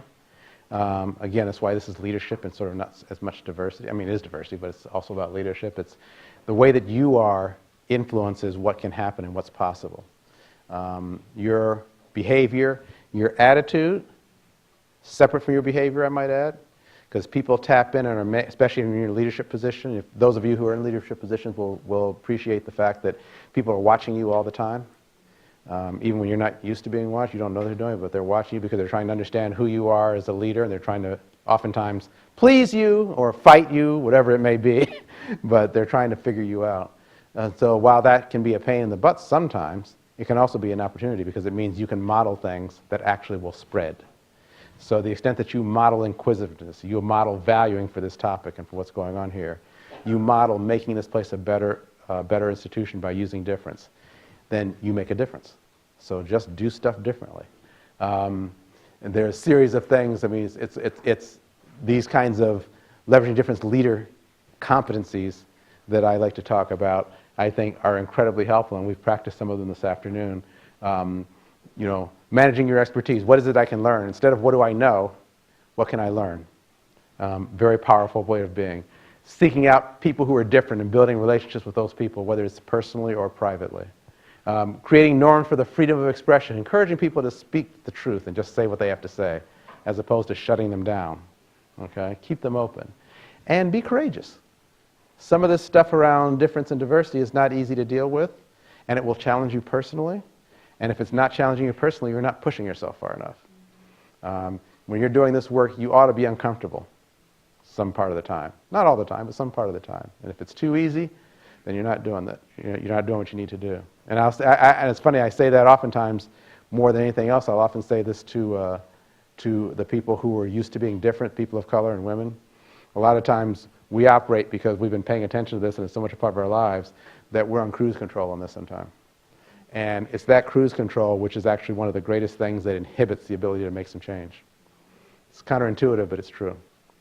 And so how is it that you keep yourselves as learners, keep yourself open, keep yourself continuing, and doing that in the context of what oftentimes are difficult and or painful situations. But continuing to learn, that's what becomes critical. Everything you do makes a difference. I close with this. The reason this stuff is so important, Lonnie Guinier is a legal scholar, and I heard her give a talk several years ago. I don't know what she was talking about, but I just heard this, and it was really cool. I mean, not her fault. I was just, duh. But she said, take from the margin to rethink the whole. And I thought this was powerful because it's this whole idea that the people who are different, the people who are on the outside, the people who are on the end, oftentimes have the intelligence. The people who are different, the weird people, they have the idea that's going to make things better. In the U.S., I always talk about this in the U.S., I don't know if any of you would know, we have we have sidewalk ramps, curb cuts. And I don't know if you know why we have those in the U.S. Because you don't know, or do you know? You don't know. Where is that? Yeah, there's the airports, right, yeah. We had the Americans with Disabilities Act in 1990, which mandated that in order to create wheelchair access, better wheelchair access for people who are mobile, then this is going to be, so-called handicapped spaces and ramps and so on and so forth. If you fast forward to today and look in the United States and perhaps even here in Canada, who uses sidewalk ramps more than anybody else? Skateboards? Strollers, right? Okay. People in a hurry. People in a hurry. And not only that, and not only because it's faster, but because this takes time and energy. I hate doing this. I just rather just kind of, go up. It's an accommodation that was made for a marginal group of people that created an innovation that lots of people use. You all do many of you travel? Do you use luggage? How many people's luggage has wheels on it? How prevalent do you think luggage with wheels was before there were these sidewalk ramps? Okay, there were some, at least in the U.S., there were some mostly for professional pilots and crews. But the proliferation of that product line correlated with the presence of these particular ramps. So an innovation that was made for a marginal group created a potential innovation for a new product line of doing things differently. And I think this is what's possible in this institution and in the organizations I work with. I don't know what the new thing is. I don't know what you need. Yeah, maybe I'll learn about that as I get to know you better. But whatever it may be, it's the different voice that's probably going to help you get there faster. And so I invite you to keep exploring, keep looking for, keep connecting, keep inviting that different voice. Whether it's from the people around you, or whether it's even from you. Be a little different. Come in one day without a tie on. Okay, not too crazy. No, not too crazy. Okay. But that's where everything is. I really appreciate your time and your patience. I know we're a couple minutes over. But thank you. I hope this has been useful and helpful for you this afternoon. Thank you.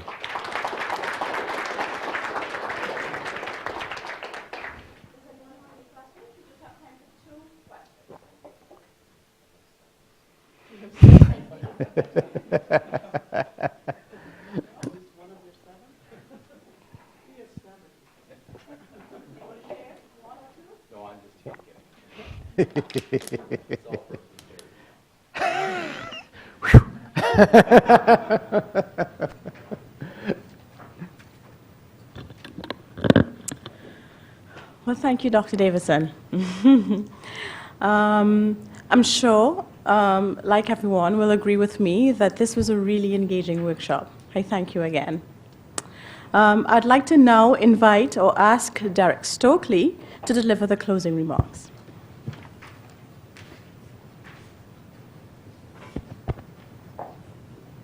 Thanks, Candace.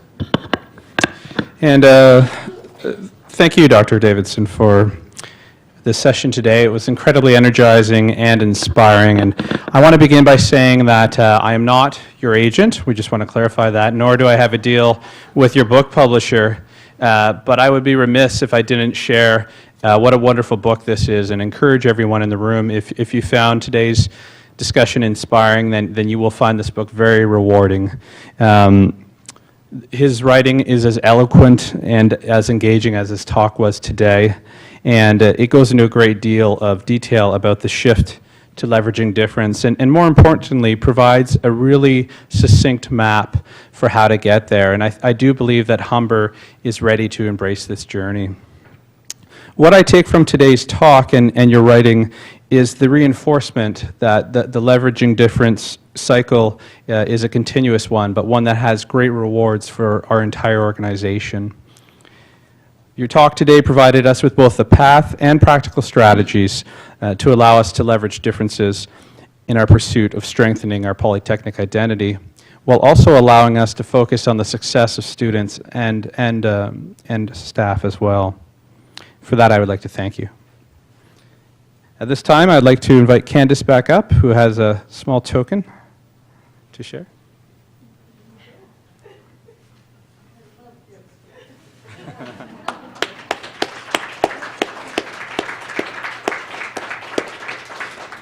And finally, as is customary, I know I see a lot of familiar faces, so many of you know what comes next, and that's what's customary for the Center for Human Rights, Equity, and Diversity is that we end the session with a raffle.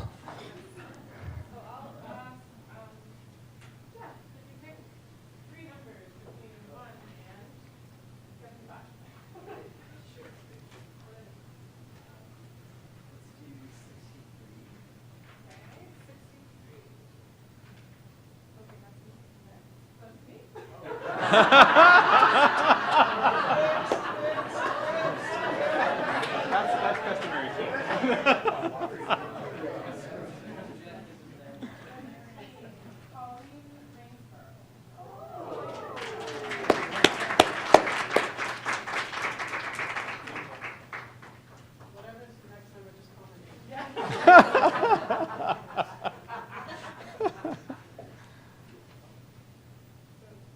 Was that it?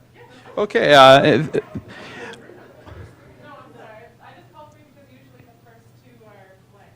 Oh, okay. And on that note, I would also like to remind you and thank you for completing the evaluation forms that are found inside of your package. Obviously, those are very helpful for the center. And to thank everyone for coming.